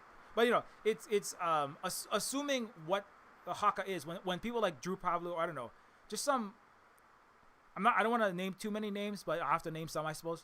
They're saying like, Haka is a war dance. I deeply respect the Maori culture, but when you did this Haka in the parliament, that was not how you used the Haka. So there's, assuming what the Haka is, having the caucasity, having the outrageous flower power, and I don't mean the Mario fire flower. I'm talking about the white. having the milk white audacity to instruct an entire nation, an entire people on how to do their culture correct, right? Even in Japan, they say like, weebs, stop telling Megan Thee Stallion how to talk Japan, like white weebs. Stop telling, you are not a Japanese person. Stop pretending like you know and are a master of everything Japan. Because you did some Asian studies, you took a Japanese class, you dated an Asian girl one time, And it's actual Japanese people that are saying that, you know, like Japan obviously has many of their own contradictions internally, but I mean, there is a whole, that is part of that is a whole Western hubris happening there, right? Similarly, because you watched the Haka, you watched, you know, a Haka, you read a Wikipedia article, you Googled the Moriori, and you can tell the Maori people their entire history to them. I think you are the expert, right? Because you spent 5 seconds, right? But that is how Western culture works, which is a white man spends 30 seconds thinking, navel gazing, or with the modern technology of the internet, spending 30 seconds Googling or Wikipedia and something, converting that into thesaurus ease with sesquipedalian, overly elaborate words, and then shooting this uninformed ignorance back at brown, black, Asian, global majority people. Right? With his 30-second PhD he got from Google. Right? And that is the same kind of attitude that is happening in many of these replies. That's what's blowing it up. And so anyways, Hula is not a cast, Haka is not a fun dance. We are proud living peoples fighting for our existence, not your entertainment. It's only your colonial ignorance. But again, it's the colonial ignorance and hubris that convinces you that this is not that, right? But your occupations here, as in West Asia and everywhere, will all fall. And in just on the West Asia topic, if you do not know this, the Palestinians sent a delegation many times to Hawaii, actually more than one time, and we have sent ours there. Like, this is some of the olive trees that Native Hawaiians like myself helped. Specifically, these came from Molokai, one of the Hawaiian islands in the Hawaiian island chain, and they helped plant 300 olive trees there. And among other things, the Palestinians, who also have been in the struggle with Black Lives Matter, by the way, for a long time, right? It's actually the Palestinians who helped during the explosions in Ferguson in the early 2010s against the racist, murderous police violence around the Trayvon Martin time, right? The Palestinians were saying, when the police were beating, shooting tear gas and doing this massive militarized police attacks, trained by, you know, the isn't real forces that come to train NYPD, etc. The Palestinians said, yeah, they're doing the same tactics to us. What you got to do is get a towel, get something to pick up the tear gas grenade with and throw it back at them. And there was all this interaction between Palestinians and the Black Lives Matter, who by the way, the U.S. murdered them, by the way. Multiple black activists, they just murdered them in Ferguson to try to silence Black Lives Matter. This is not even BLM of 2020. This is like an earlier one. Anyway, but long story short, so my point is that the Palestinian African, like the actual, like I mean, not talking about Kamala Harris's struggle to become president. I'm talking about like not compradors against their own people. Uncle Tom and now, not Obama, but I'm talking about the actual African people that struggle against the racist, imperialist, colonialist system inside the country have been a community with indigenous people in Palestine who also have stood with us in Hawaii. And we also stand with our relatives in Aotearoa, New Zealand. Right? Similarly, there's also collaboration with those in Africa itself, and et cetera, right? And so, again, that's why if you get in, if you begin to follow at least some of these actual activists in this resistance, you will tend to, and you really listen, you will tend to don't follow the people selling out. Anybody that's saying America's the best place ever and vote in some stupid election in the West, these are nonsense. This is not serious people. People who speak in unequivocal anti-imperial terms, in terms of land back, in terms of decolonization, and then if you get in committee with them, then you will have the possibility of exiting the very thick walls of your digital Death Star and your intellectual Death Star and discovering the actual rebellion. I like using Star Wars metaphors because I mean that's what you got in there. Anyways, we remember the history in Hawaii and the colonialism and the usurpation of indigenous land that continues today. Palestinian farmers share experience with the Kia'i protectors. Native Hawaiians have a state constitutional right to ascend monarchy. So this is the Palestinians put out their own statement in support of us, right? My point is to say that this, if you support that struggle, because there were people that had the red, green, black flag, right? The red, green, black, white flag in their name, and then they're saying colonialism was good because it got rid of these dumb Maori. I've seen some really racist stuff. And like, so I saw somebody, not even a Maori person. I saw it was just like a white comment that said, take the Palestine flag out of your name. If you're going to insult the Maori struggle and say those racist things, take the Palestine flag out of your name. You are a traitor, or you don't understand what you're talking about, or something. So, anyways, oh, almost 2. Time to go. Okay, so is there anything else I want to particularly say? I wish Anunnaki Trash was still alive. We need more warriors like these women. Indeed, yes. These are thousands marching down the country to Parliament to protest the divisive Treaty Principles Bill at Maui Party. So you want to get more into specifics about what is happening there. Follow at Maui Party. The person who was doing the actual Haka was what was her name? Hana. Wait, no, shoot.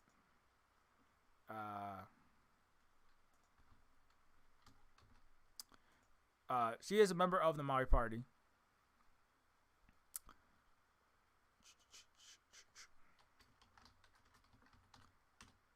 Dun, dun, dun, dun. Yeah, sorry. Yeah, if you want to get the actual name of that person, to who that is and who to follow, it's listed here. Oh yeah, also Christopher Luxon thinks that this coalition agreement, the mana of the Teitirisi Oi Waitangi, David Seymour. So I can't read it as fast as it's going, but yeah,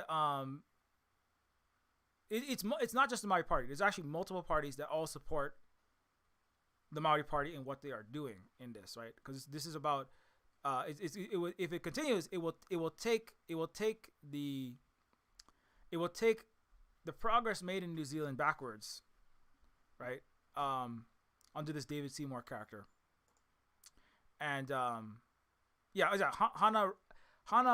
Rawiti Maipi Clark. That's her name. Okay, so you follow her.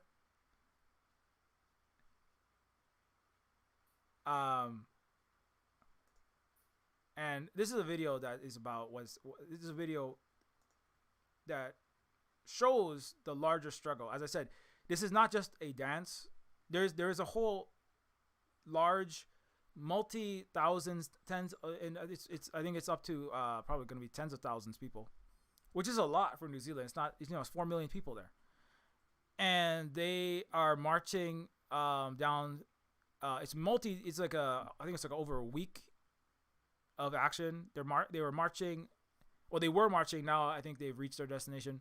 But this is a huge set of actions, including protests, including online and offline actions. The Haka was just like in the parliament was just one of the it was an action. Somebody said you should have filibustered the bill if you wanted to buy time, right? And again, this is American, a Western 4-8 year degree having genius man or woman sometimes, but with too much imperial colonizer brain.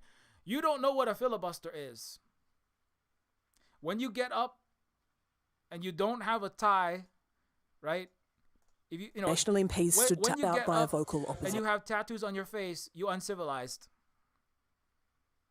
And so I will tell you how filibusters work. You don't even know how the parliament that you're talking about work. They don't have filibuster, right? They don't have the filibuster. But this is. So also not having tattoos on your face does not make you a civilized, human rights respecting, right, freedom and democracy supporting person, right? If that did, you all wouldn't have, multi-billion-dollar bought off puppets in your entire all Democratic Republican parties. And if you had human rights, you wouldn't be unaliving 200,000 innocent people, right? So these people that speak about human rights and freedom and democracy, right, believing that goodness civilizes equates to looking like a European, like circa 1940 or 1970 or 1850 if you want to Mr. the Beard Bros, I guess. And 1760 if you're like a neo-reactionary Return of Kings old school feudalist, or maybe Europe circa 100 BC if you're like a Return with a V Romanist. If you spend all day long thinking about Romans in Caucasoid podcast and Westoid, we once were conquerors, right? Listening to Caesar rampaging through Northern Europe, right? And then wishing America could do that through Russia and China or something, right? Then you think that civilization comes by wearing togas. Wearing togas and like victory leaves on your head, that's civilization, right? What is good? What is civilized? What is the word civilized is such a broken term, but what is good? What is quote unquote civilized? What is a right way of living in the world? What is the way to dress? What is the way to present yourself? What is the correct, right? That all of that is not, it should be, if it was in a just civilization, in a just network of civilizations, people could dress in different ways and tattoo or not tattoo in different ways, and they would be judged, right? Not according to their color of the skin, to the width of their nose, to the color of the ink on their skin or the style of the tattoo on their skin, but according to their actual character, right? Oh, and the U.S. killed the guy who said that, by the way. He's a black man. You might have heard of Martin Luther King. If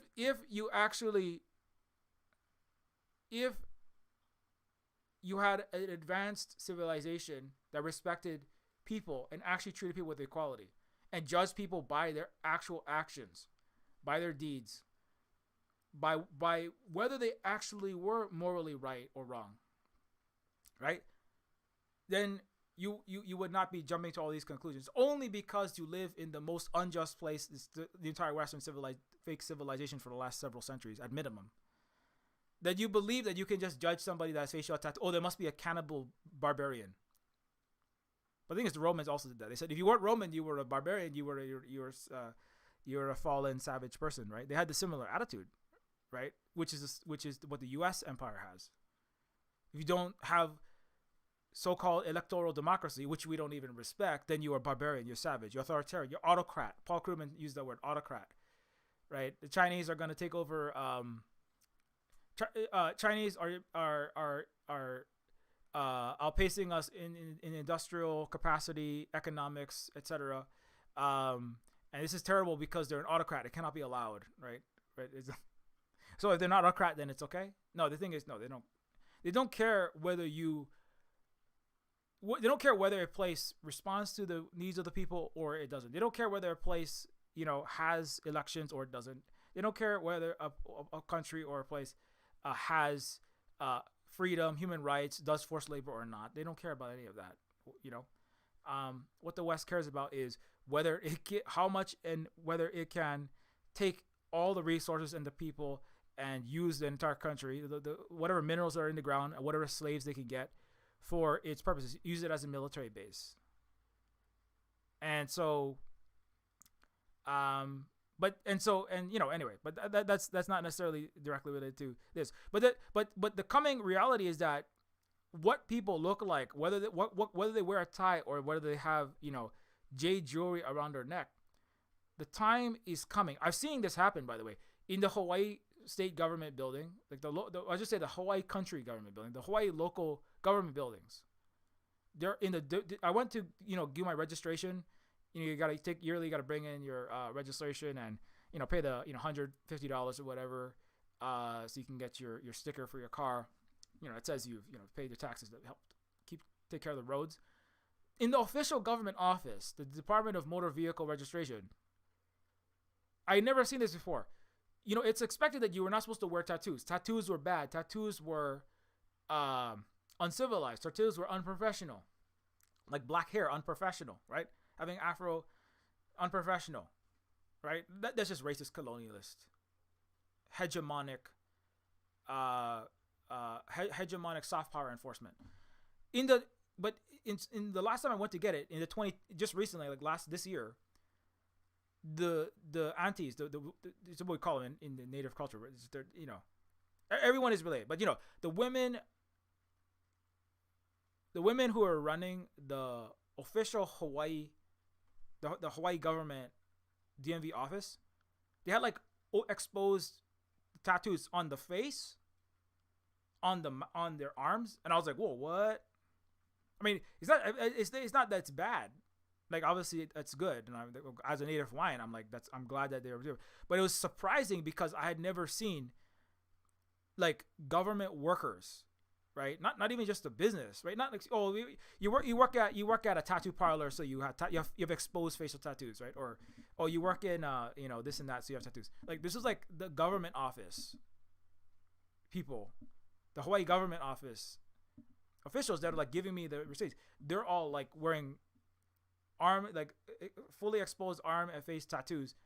My parents would have said, "Oh my," they would have run away from that. Oh my God, they would be in so much trouble. They'd be in so much trouble. But that's because my parents were browbeaten by U.S. illegal colonial cultural erasure and self-hatred. So I was like, wow, that's a real change. So the thing is, there are going to be more and more Maori people, Hawaiian people, and all kind of indigenous people. Even in China, I saw there's a whole upswing to preserve cultural heritage and have people in other Asian countries, but and that was one of them. I was watching a lot of C-dramas. People are like wearing like traditional wear while like playing music like in a mall, or it just the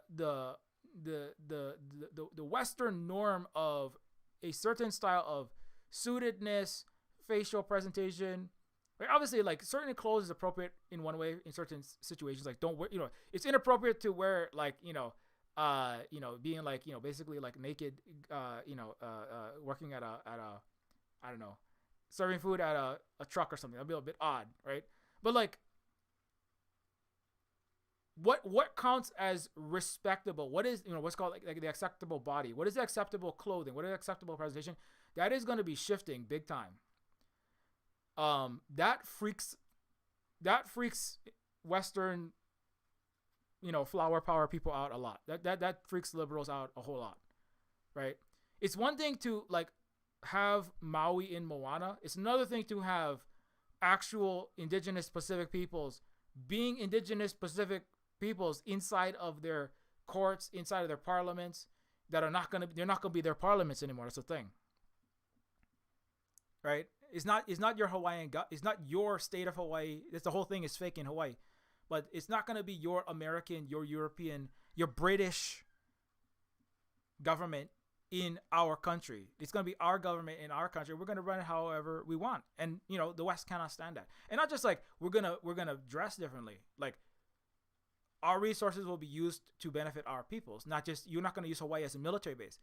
It's not just gonna be Disney and Western and Japanese billionaire owned hotels. We're gonna own our own hotels, and we will benefit from tourism that we deem appropriate with real hula. If we feel like performing it, it will be our own chosen cultural events and entertainment that we choose, not what you want us to have. And that's really what they cannot stand, right? Is indigenous people, native people in America are not just going to work for the United States government. Like Dead Howland, it's just like, oh, here's some money so we can pretend like the Democrats care about native people anywhere. Obviously they don't. Otherwise they wouldn't be blowing up 200,000 Palestinians. Like I just saw that there is a Belt and Road initiative that might be taking place to empower the impoverished communities especially in North Canada. And apparently the U.S. and Canada view it as a security threat. Yeah, feel threatened. You are under threat. because you have failed indigenous people to provide for the material needs. Now they're going to get it from from people that respect them more, and then you will fall apart more, which is good because Canada doesn't have any rights to all of Canada, period. And this unceded territory all over the Wet'suwet'en and Giram-Tendero, all of everything north of Vancouver and Toronto, and not even in Vancouver, but definitely north of that, that's not even incorporated. The maps that you draw of the world are bogus. And the Chinese and the Russians don't care about your stupid lines. And so they're going to be cooperating with, and you should feel threatened.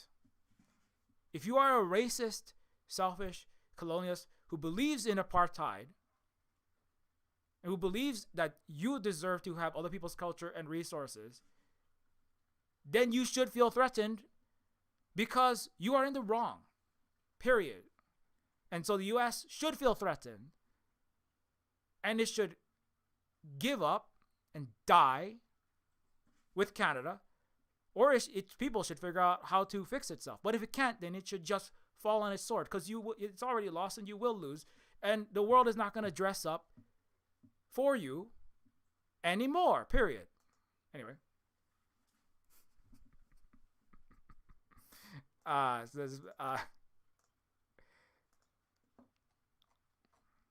not saying Americans are all going to die, but the Western civilization, whatever it pretends to be, will keep on disintegrating to nothing. Your people you can't even feed your own people to keep them alive to be Americans. Okay, anyways, let's go back here.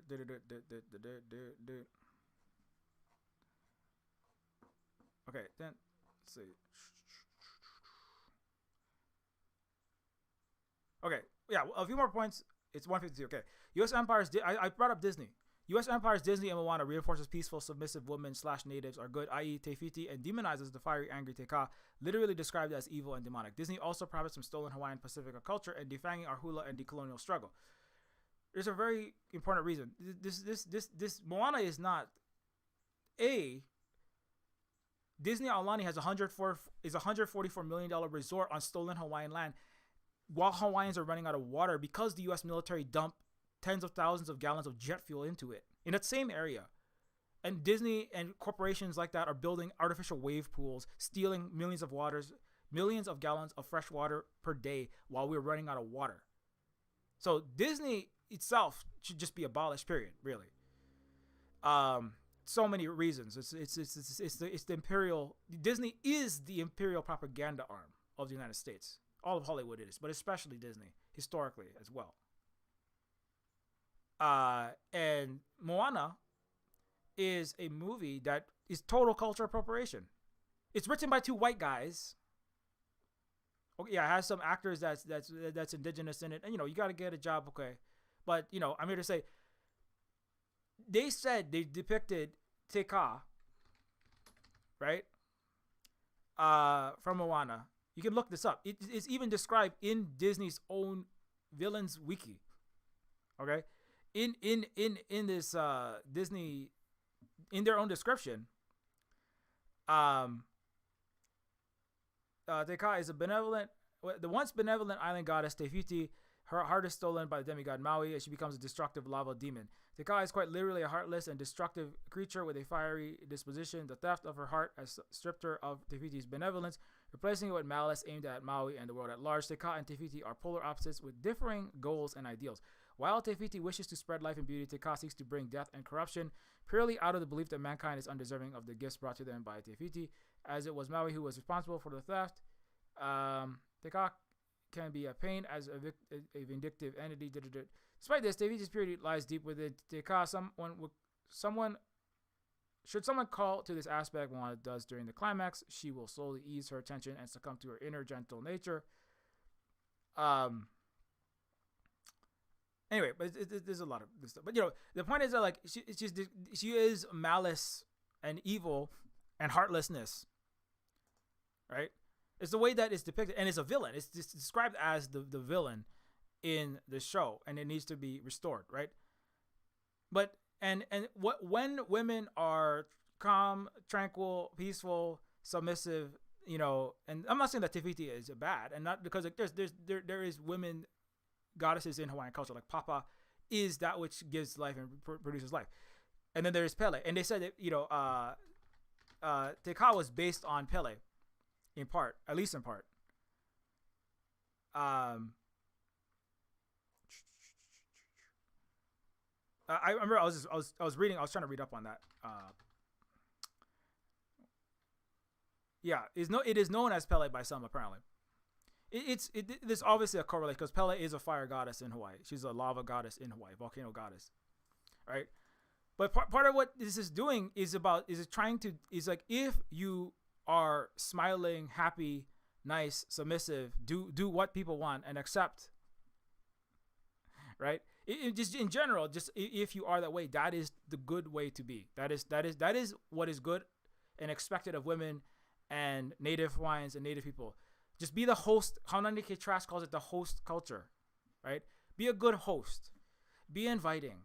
Be alluring. Be the perfect Hawaii that we want you to be, right? Just smile and sway your hips and be sexy for the male gaze. Let Americans and the U.S. military come in, take your land. Just come in. Let them come and party on your native ground. Dig up your ancestor sites. Oh, just smile and do a fake Hawaiian dance that's actually Tahitian, because it titillates white men more. Just just be the most submissive, fainting little flower, just like white women are expected to be for their men. Right, and that's part of how you keep patriarchy and capitalist and colonial systems together.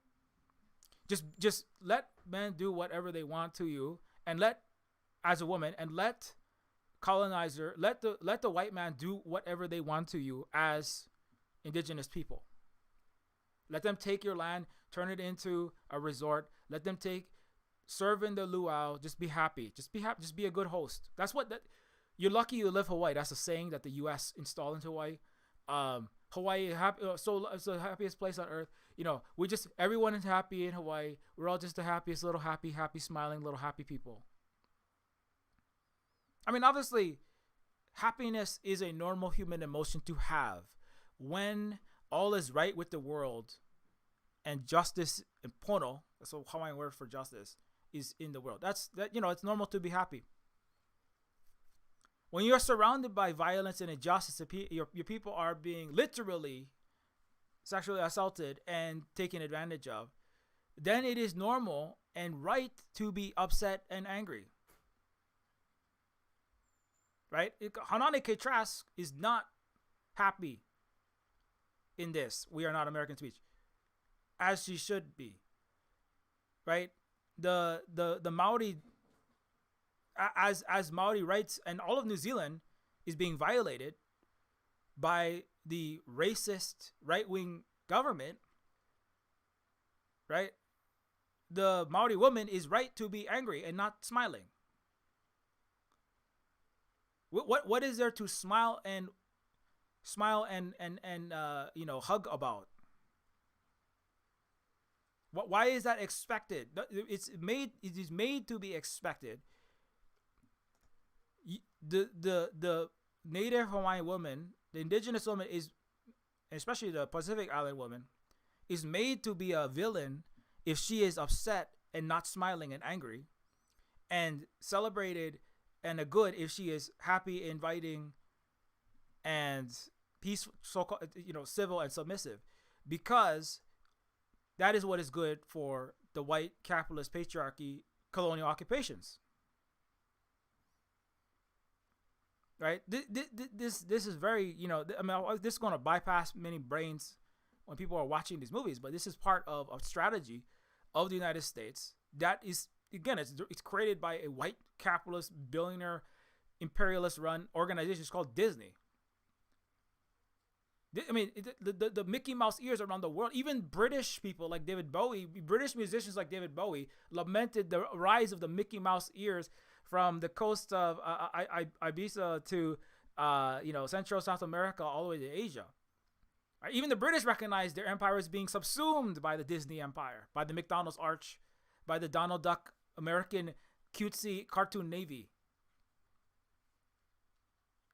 Everything is political, and especially Western entertainment is extra political because they're not very good at military. They're gonna all be defeated by Iran soon. Now, never mind, they're gonna get to China. They just all be destroyed by Iran. But what they do have is the ability to make shitty movies, stealing indigenous people's culture, and make Americans think that they don't understand Hawaii because they watch Moana. And make Hawaiians think that, oh, what's good is when you sit down and you don't get mad, right? And you smile for abusive white men in the Navy coming on a fucking business trip. Not so this is where I don't like the Maori woman with the mean face. This is where this comes in, right? It's coming from a white lady, a Western Caucasian woman. I don't know exactly too much about this person, but you know, that's as far as I could gather. Not liking a justifiably angry Maori woman is due to upholding patriarchal colonialism, which expects white women to submit to white men's abuse in exchange for a percentage of the spoils. It should not be like, why is the woman angry? What are you being angry? Stop being angry, woman, right? You got to just enable your abusive husband. Just be with a man that you are not sexually attracted to, doesn't wash his butt, it doesn't treat you right, that is not respectful, that doesn't listen to you, that treats you like that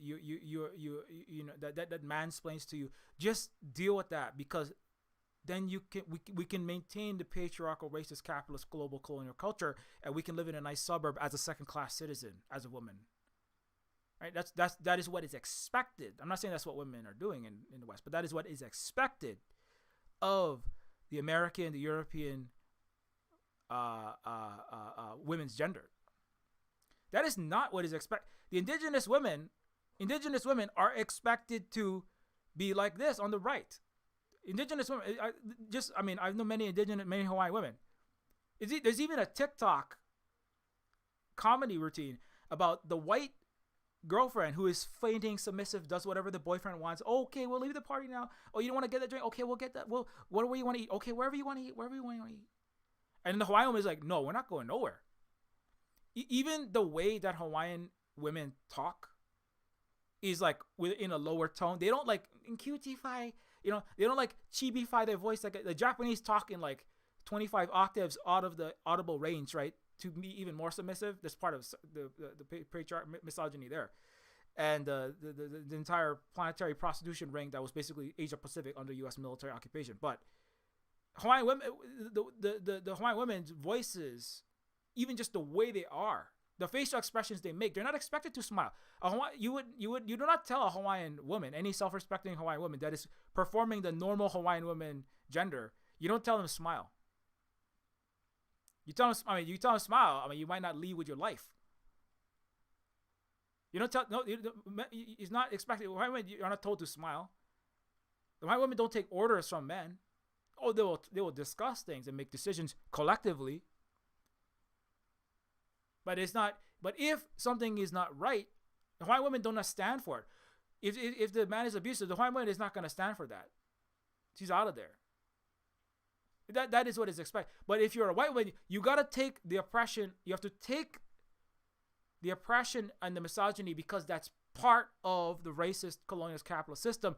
And if you don't take that, you are not in solidarity with this hierarchy we have constructed, right? Everyone punched down. Woman, you get punched down on. And then you punch down on, you don't punch back up, punch down onto the Hispanic maid, punch down onto the black slave, punch down onto the brown or the poorer person than you, right? But you gotta be part of the Western hierarchy.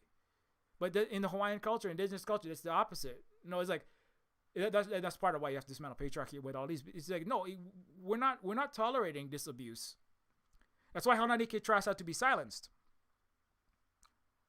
We're not tolerating this abuse. We're not tolerating this. And also the West worked hard to try to push Hawaiian women into submission and make the Hawaiian men into white men. Oreo-ify. It's very sad. Coconut them. And it's this, to an extent, this has worked with many comparators. People have been brainwashed and pushed into those kind of roles.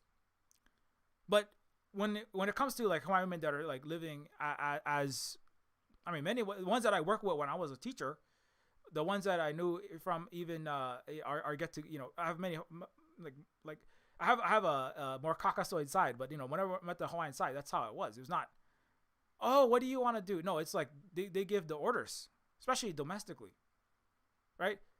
And when something is wrong, the Hawaiian women are expected to get upset, not be smiling, and fight to fix the problem. And then when the problem is fixed, then they smile again. You know? But this expectation that, oh, you always got to be smiling no matter how bad the harm is.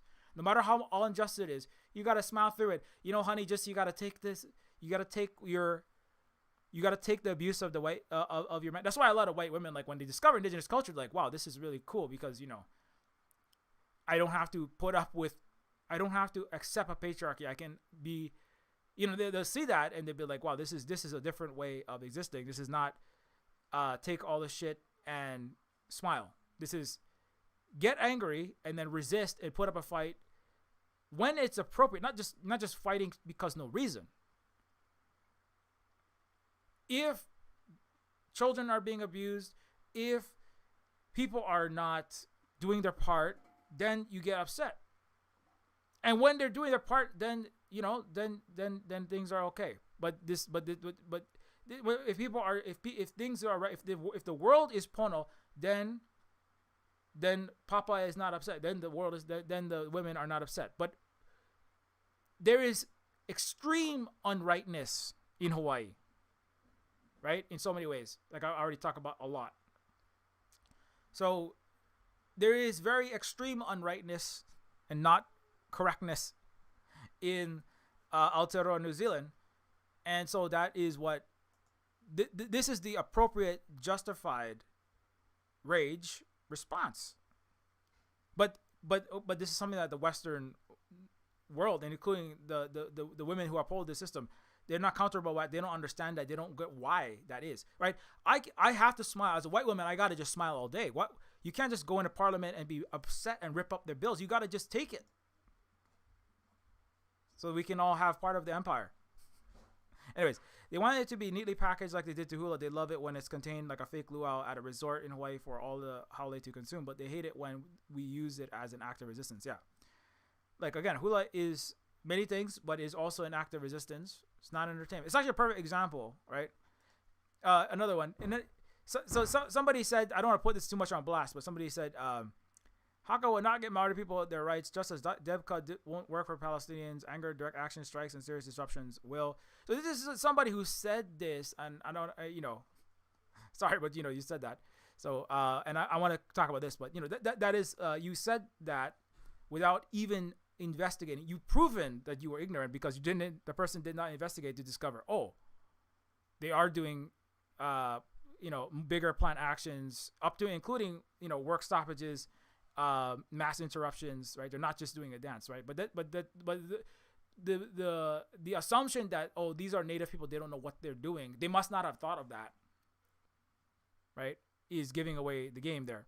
Right? Unpopular. This is Sunny Singh is professor of, I think, South Asian descent. I'm not 100% on that, but, you know, anyways, my unpopular opinion is that folk at the Imperial Core who are newly learning about anti-colonial struggles need to pause their imperial views stated with loud imperial hubris, because work of learning is done in silence and it must be done in humility. Haka, DEVCA, Toi, and myriad cultural forms of resistance, defiance, and challenge are not for the imperial court to judge and value. These are not for the colonizer, just like cotton weaving charkha of India was not for the British. You might not necessarily be British or American colonizer, but you have the colonial attitude, which is, right, and the hubris, which is like, I know what they're doing already. I know what they're doing before I have investigated. Rising like a mighty wave from there is actions happening now in Hawaii, including in solidarity with the Maori, for a Hikoi march in Honolulu to support cousins in Aotearoa. So as I said, right, the Hawaiians and all of the indigenous people are connected, despite thousands of miles of ocean, or desert, as it goes all the way into Palestine, or thousands of miles of ocean into the native peoples of North Turtle Island, or America as they sometimes call it. Also, yeah, the Treaty Principles Bill speeches began.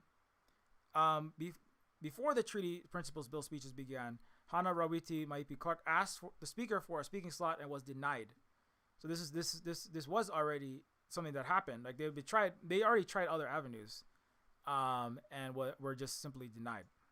It's really, if you're not paying attention to what your countries, if you're a colonizer in New Zealand, Australia, United States, Canada, Europe, what your countries are blowing the entire planet up and unaliving mass hundreds of thousands of people on live stream all day long. The UN is like, this is definitely genocide, right? So anything that people are doing against your empire, it's yours.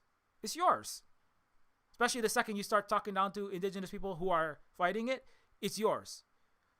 Anything that people are doing against your empire that you work for, or you profit from, or you think you do, is justified given what you are doing. Any and all means necessary can and should be employed. The only thing you are right to do is shut your Westoid mouth, listen, learn, and support the struggle. That's all. Right? You don't have the right to defend yourself. If you side with genocidal, colonial, apartheid entities, which the U.S. is, not just Israel, you have no right to defend yourself. You can unalive yourself. You can extinguish. You can quit that side. You can defect. You have the right to stop being a colonizer. You can support the colonized. It's in your own so-called United Nations international law. You have the right to cease to exist as a colonial, genocidal, apartheid, Israel, EU, NATO, US, UK, AUKUS, all these U's. All these US, UK, what are all these? Too many U's. I'm going to abolish the letter U from the alphabet. Oh, they're going to use the V and they're all going to be Roman. You have the right to stop oppressing people and benefiting from those systems and doing nothing to stop them, and shut your mouth and join the right side. And you should choose to do that because you will lose over time.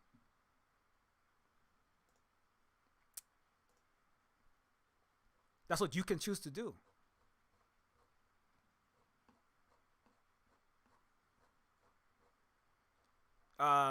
Anyways, so yeah, so Hula is not a costume, and so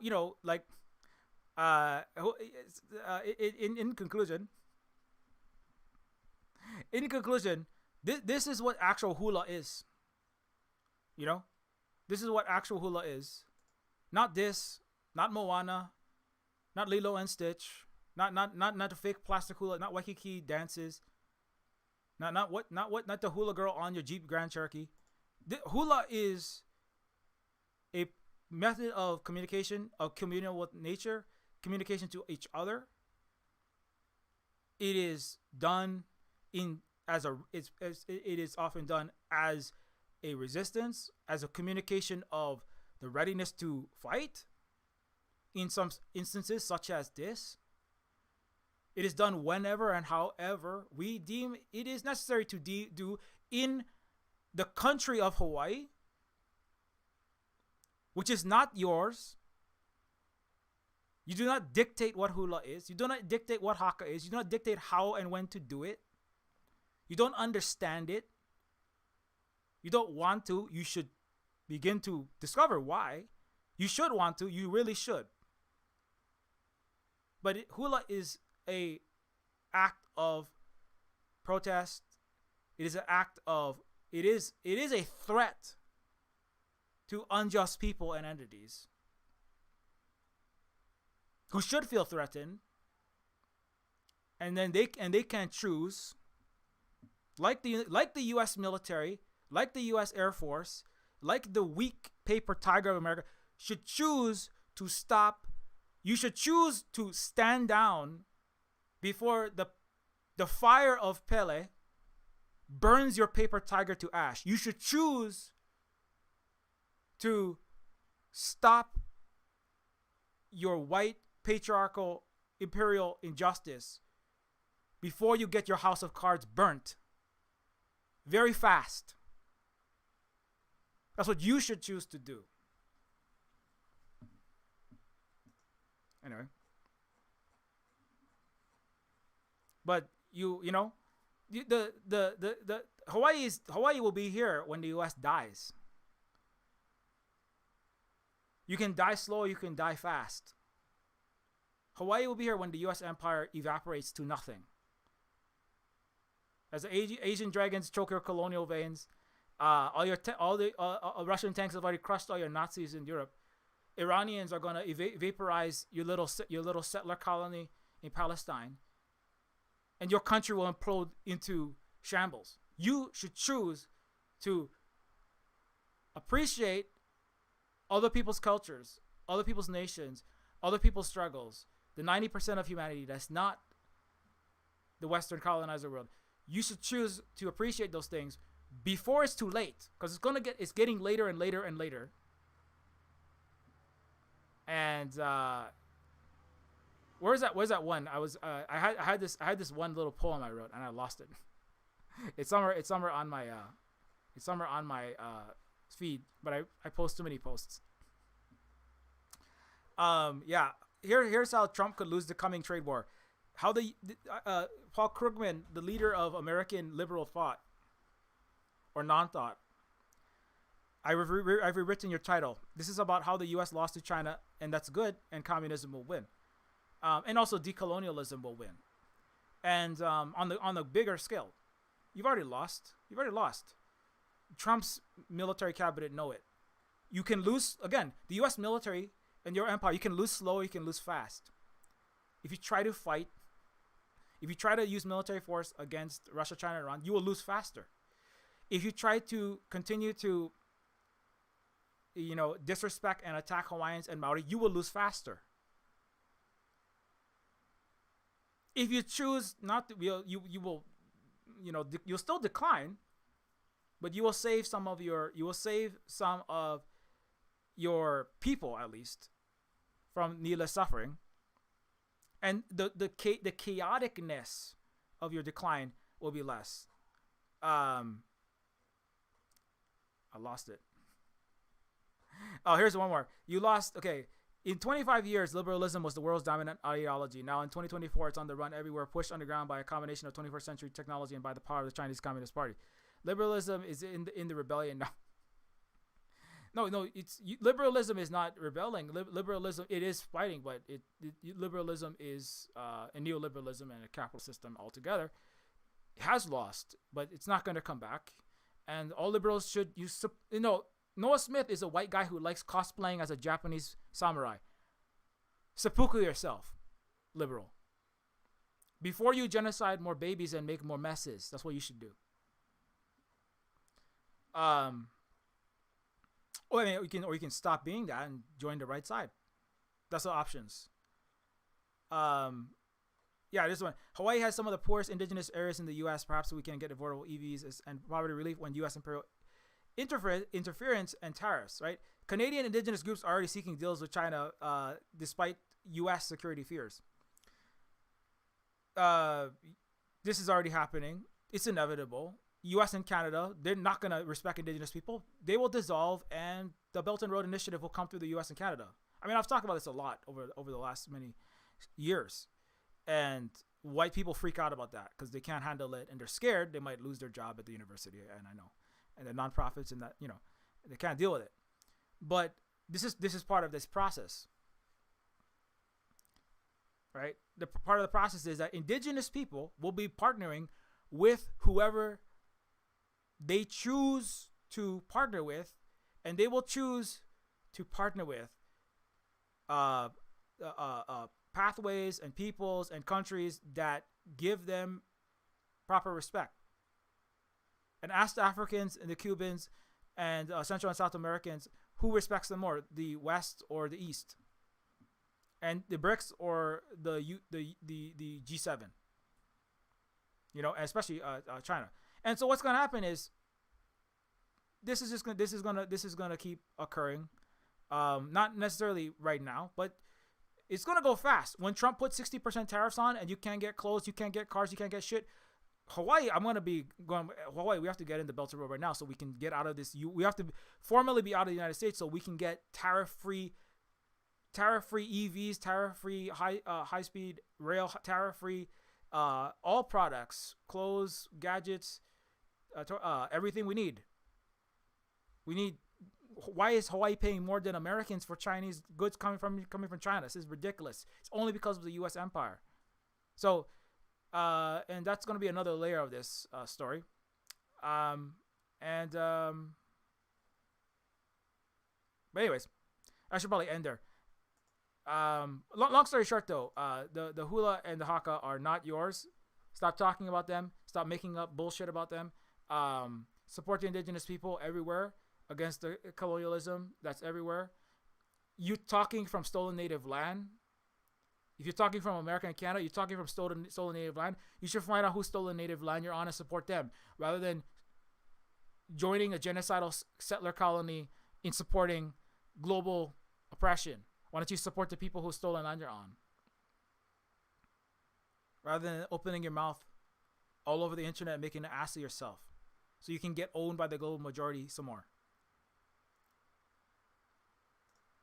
Anyways,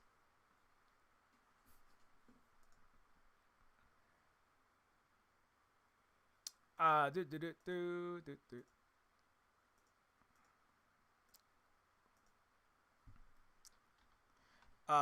you'd like to support us, you can help us out at Kofi.com/silverspook. If you appreciate this education, obviously I don't hope that I don't hope that all the people in the US and Canada, obviously I don't mean they're all gonna die.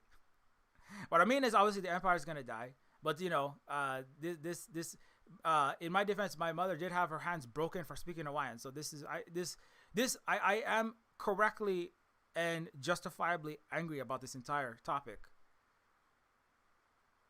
Right, that's part of this, and you do not ask and expect that indigenous people, colonized people, will be speaking to you politely and nicely at all times, given what you have done, what your empires have done. But at the end of the day, what we want is just everybody to have their needs met, and everybody to be whatever cultures, and whatever, dress however they want to be, and have their actual human rights and their actual freedom to be who they want to be, and all their material conditions and healthcare and housing, etc., for all the people, and to preserve the environment. We would like to have all of that for everyone in the nearest term possible, but there is going to be fights because some people and organizations and entities are trying to stop that. We don't want to be in a fighting mode. We would prefer not to be in fighting mode. It's much better. Peace does have its benefits, but we would not have an unjust peace. We would not be smiling while you burn the planet. And certainly our territory and our rights. So anyways, you can also support us at Ko-Fi.com/silverspook and or Patreon.com/Neofeud. If you'd like to help us out for all this education that we try our best to do here at the Silver Spook Cooperative, and of course, I'm always working on games such as Neofeud 2, and we're working on more decolonization at the Silver Spook Cooperative, and working on building. I'm working on finishing Neofeud 2, I should say. Neofeud 2, and editing the finalized script, which I'll be soon be putting out a casting call for. This rough version of the game has been wrapped up with a shimmering emerald, ruby, and polychrome bow. Yeah, so Neofeud 2 is basically done, but I gotta polish it up and then get the script done. And if you want to support us in doing actual land back here in U.S. occupied Hawaii, in an ongoing fashion, including in a multi-pronged, multi-layered approach, including land restoration, including restoring the food garden. I'm gonna be making a video about the oranges and the sugarcane and other crops that we have here that we're growing in the traditional Hawaiian style, which is to say a multi-player crop. It's not exactly ahupua'a style, but it is ahupua'a in the sense that it is utilizing the land in a non-destructive sense to feed as many people as possible. And it is also something that we're doing on top of making the video games and online digital education, anti-colonial education, anti-imperial education. So consider supporting us in those ways. Also, you can also become, if you support us through Patreon, you can also get access to the online Silver Spook Discord, and of course the Silver Spook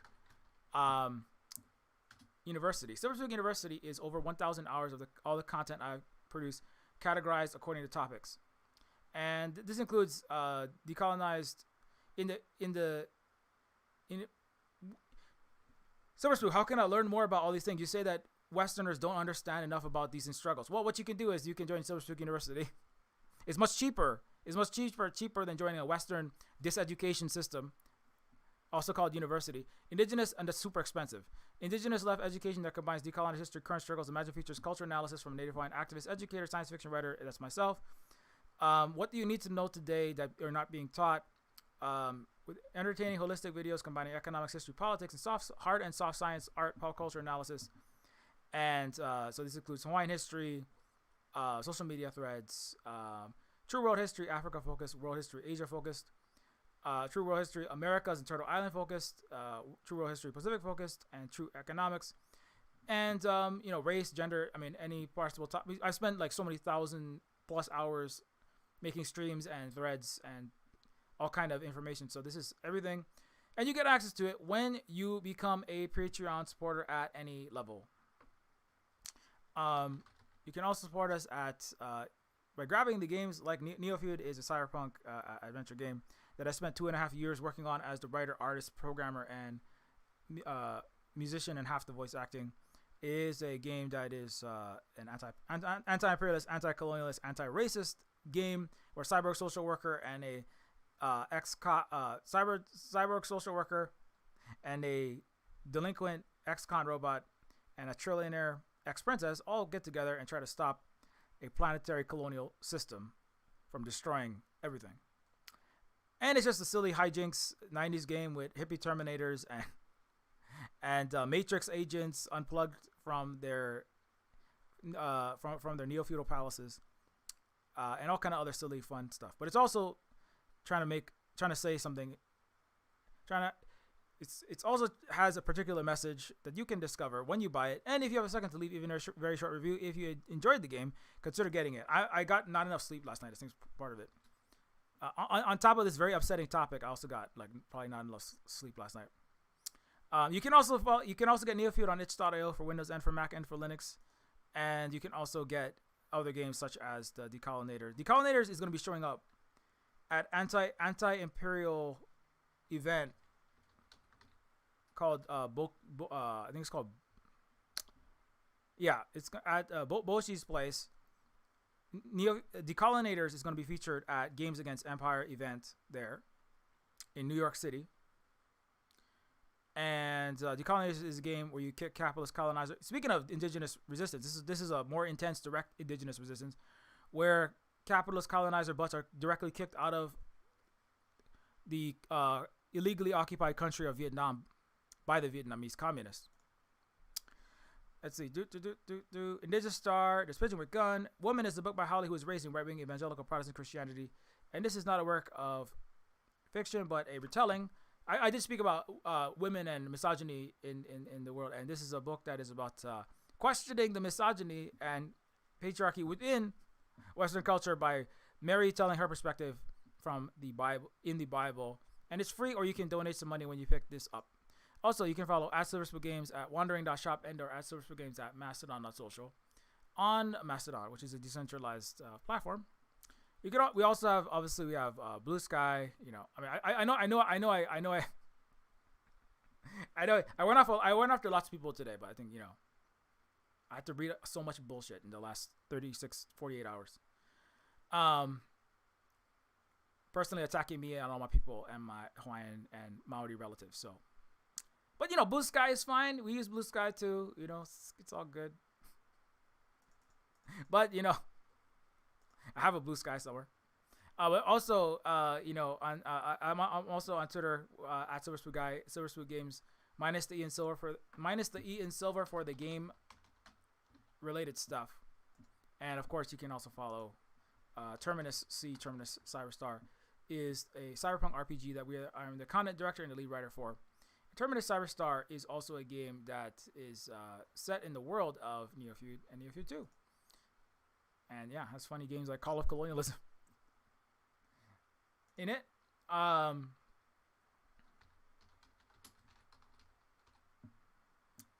Let's see. Holly, of course, you can follow. Writer, producer, moderator, and more. Married to myself.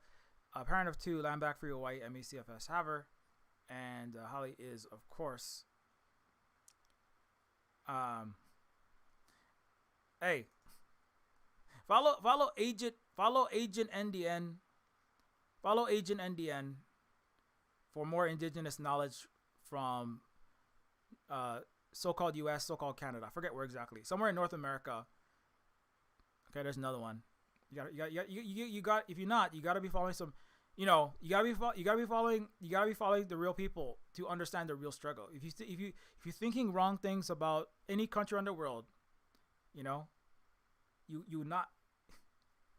Many of these things you can get assistance in clarifying these by following anti-imperial African, anti-colonial Asian, anti-colonial indigenous, like for real, not like I just said that and I put a Palestine flag, like for real, that are like in the fight, and you follow these people. Agent NDN. Oh, another one is our friend Leaping Larry. Leaping Larry is an indigenous Mi'kmaq person in so-called Canada. And please do that, okay? If you're like, oh my God, Silverspook, I have no idea about any of this stuff. I don't believe you. Silverspook. Silverspook, like, are you even a real native Hawaiian? Blah blah blah blah. That's your attitude. You gotta follow some, So follow Leaping Larry though. And of course, don't forget. I do not forget. Again, thank you to all these people on this list for this all your help for doing all this work. Sorry, okay. My sentences are coming out all strange right now. Thank you to all of our Patreons for your ongoing support, for helping us with the monetary concrete support, without which it's hard for us to continue to do indigenous anti-colonial education, as we are in strong headwinds against that. Especially in our unfortunate position inside the U.S. colony that they call the state of Hawaii. Where we still have to pay exorbitant amounts of money for rent and housing and food. It's the most in the so-called U.S. in Hawaii. So we appreciate all of our patrons to help us keep on doing this, which is a lot of work. It's a lot of emotional labor. It's a lot of painful labor because I got to go through painful stuff. If it's painful for you to hear, it's painful to relive your own people's, cultural eradication and oppression. It's not fun. So you can support us to keep doing that by giving some concrete monetary support for all this work we got to go through to do this. And we do thank all these people though. Without this support, it is very hard. And our lights, there's power running through these lines with your support. Thank you very much. Okay. Until next time, keep mirror shades spots, be excellent to each other. Get ready for more Haka and more Hula coming as resistance, not as entertainment, to a TV, a screen, and a place of all kinds, online and offline, near you. Get ready for that.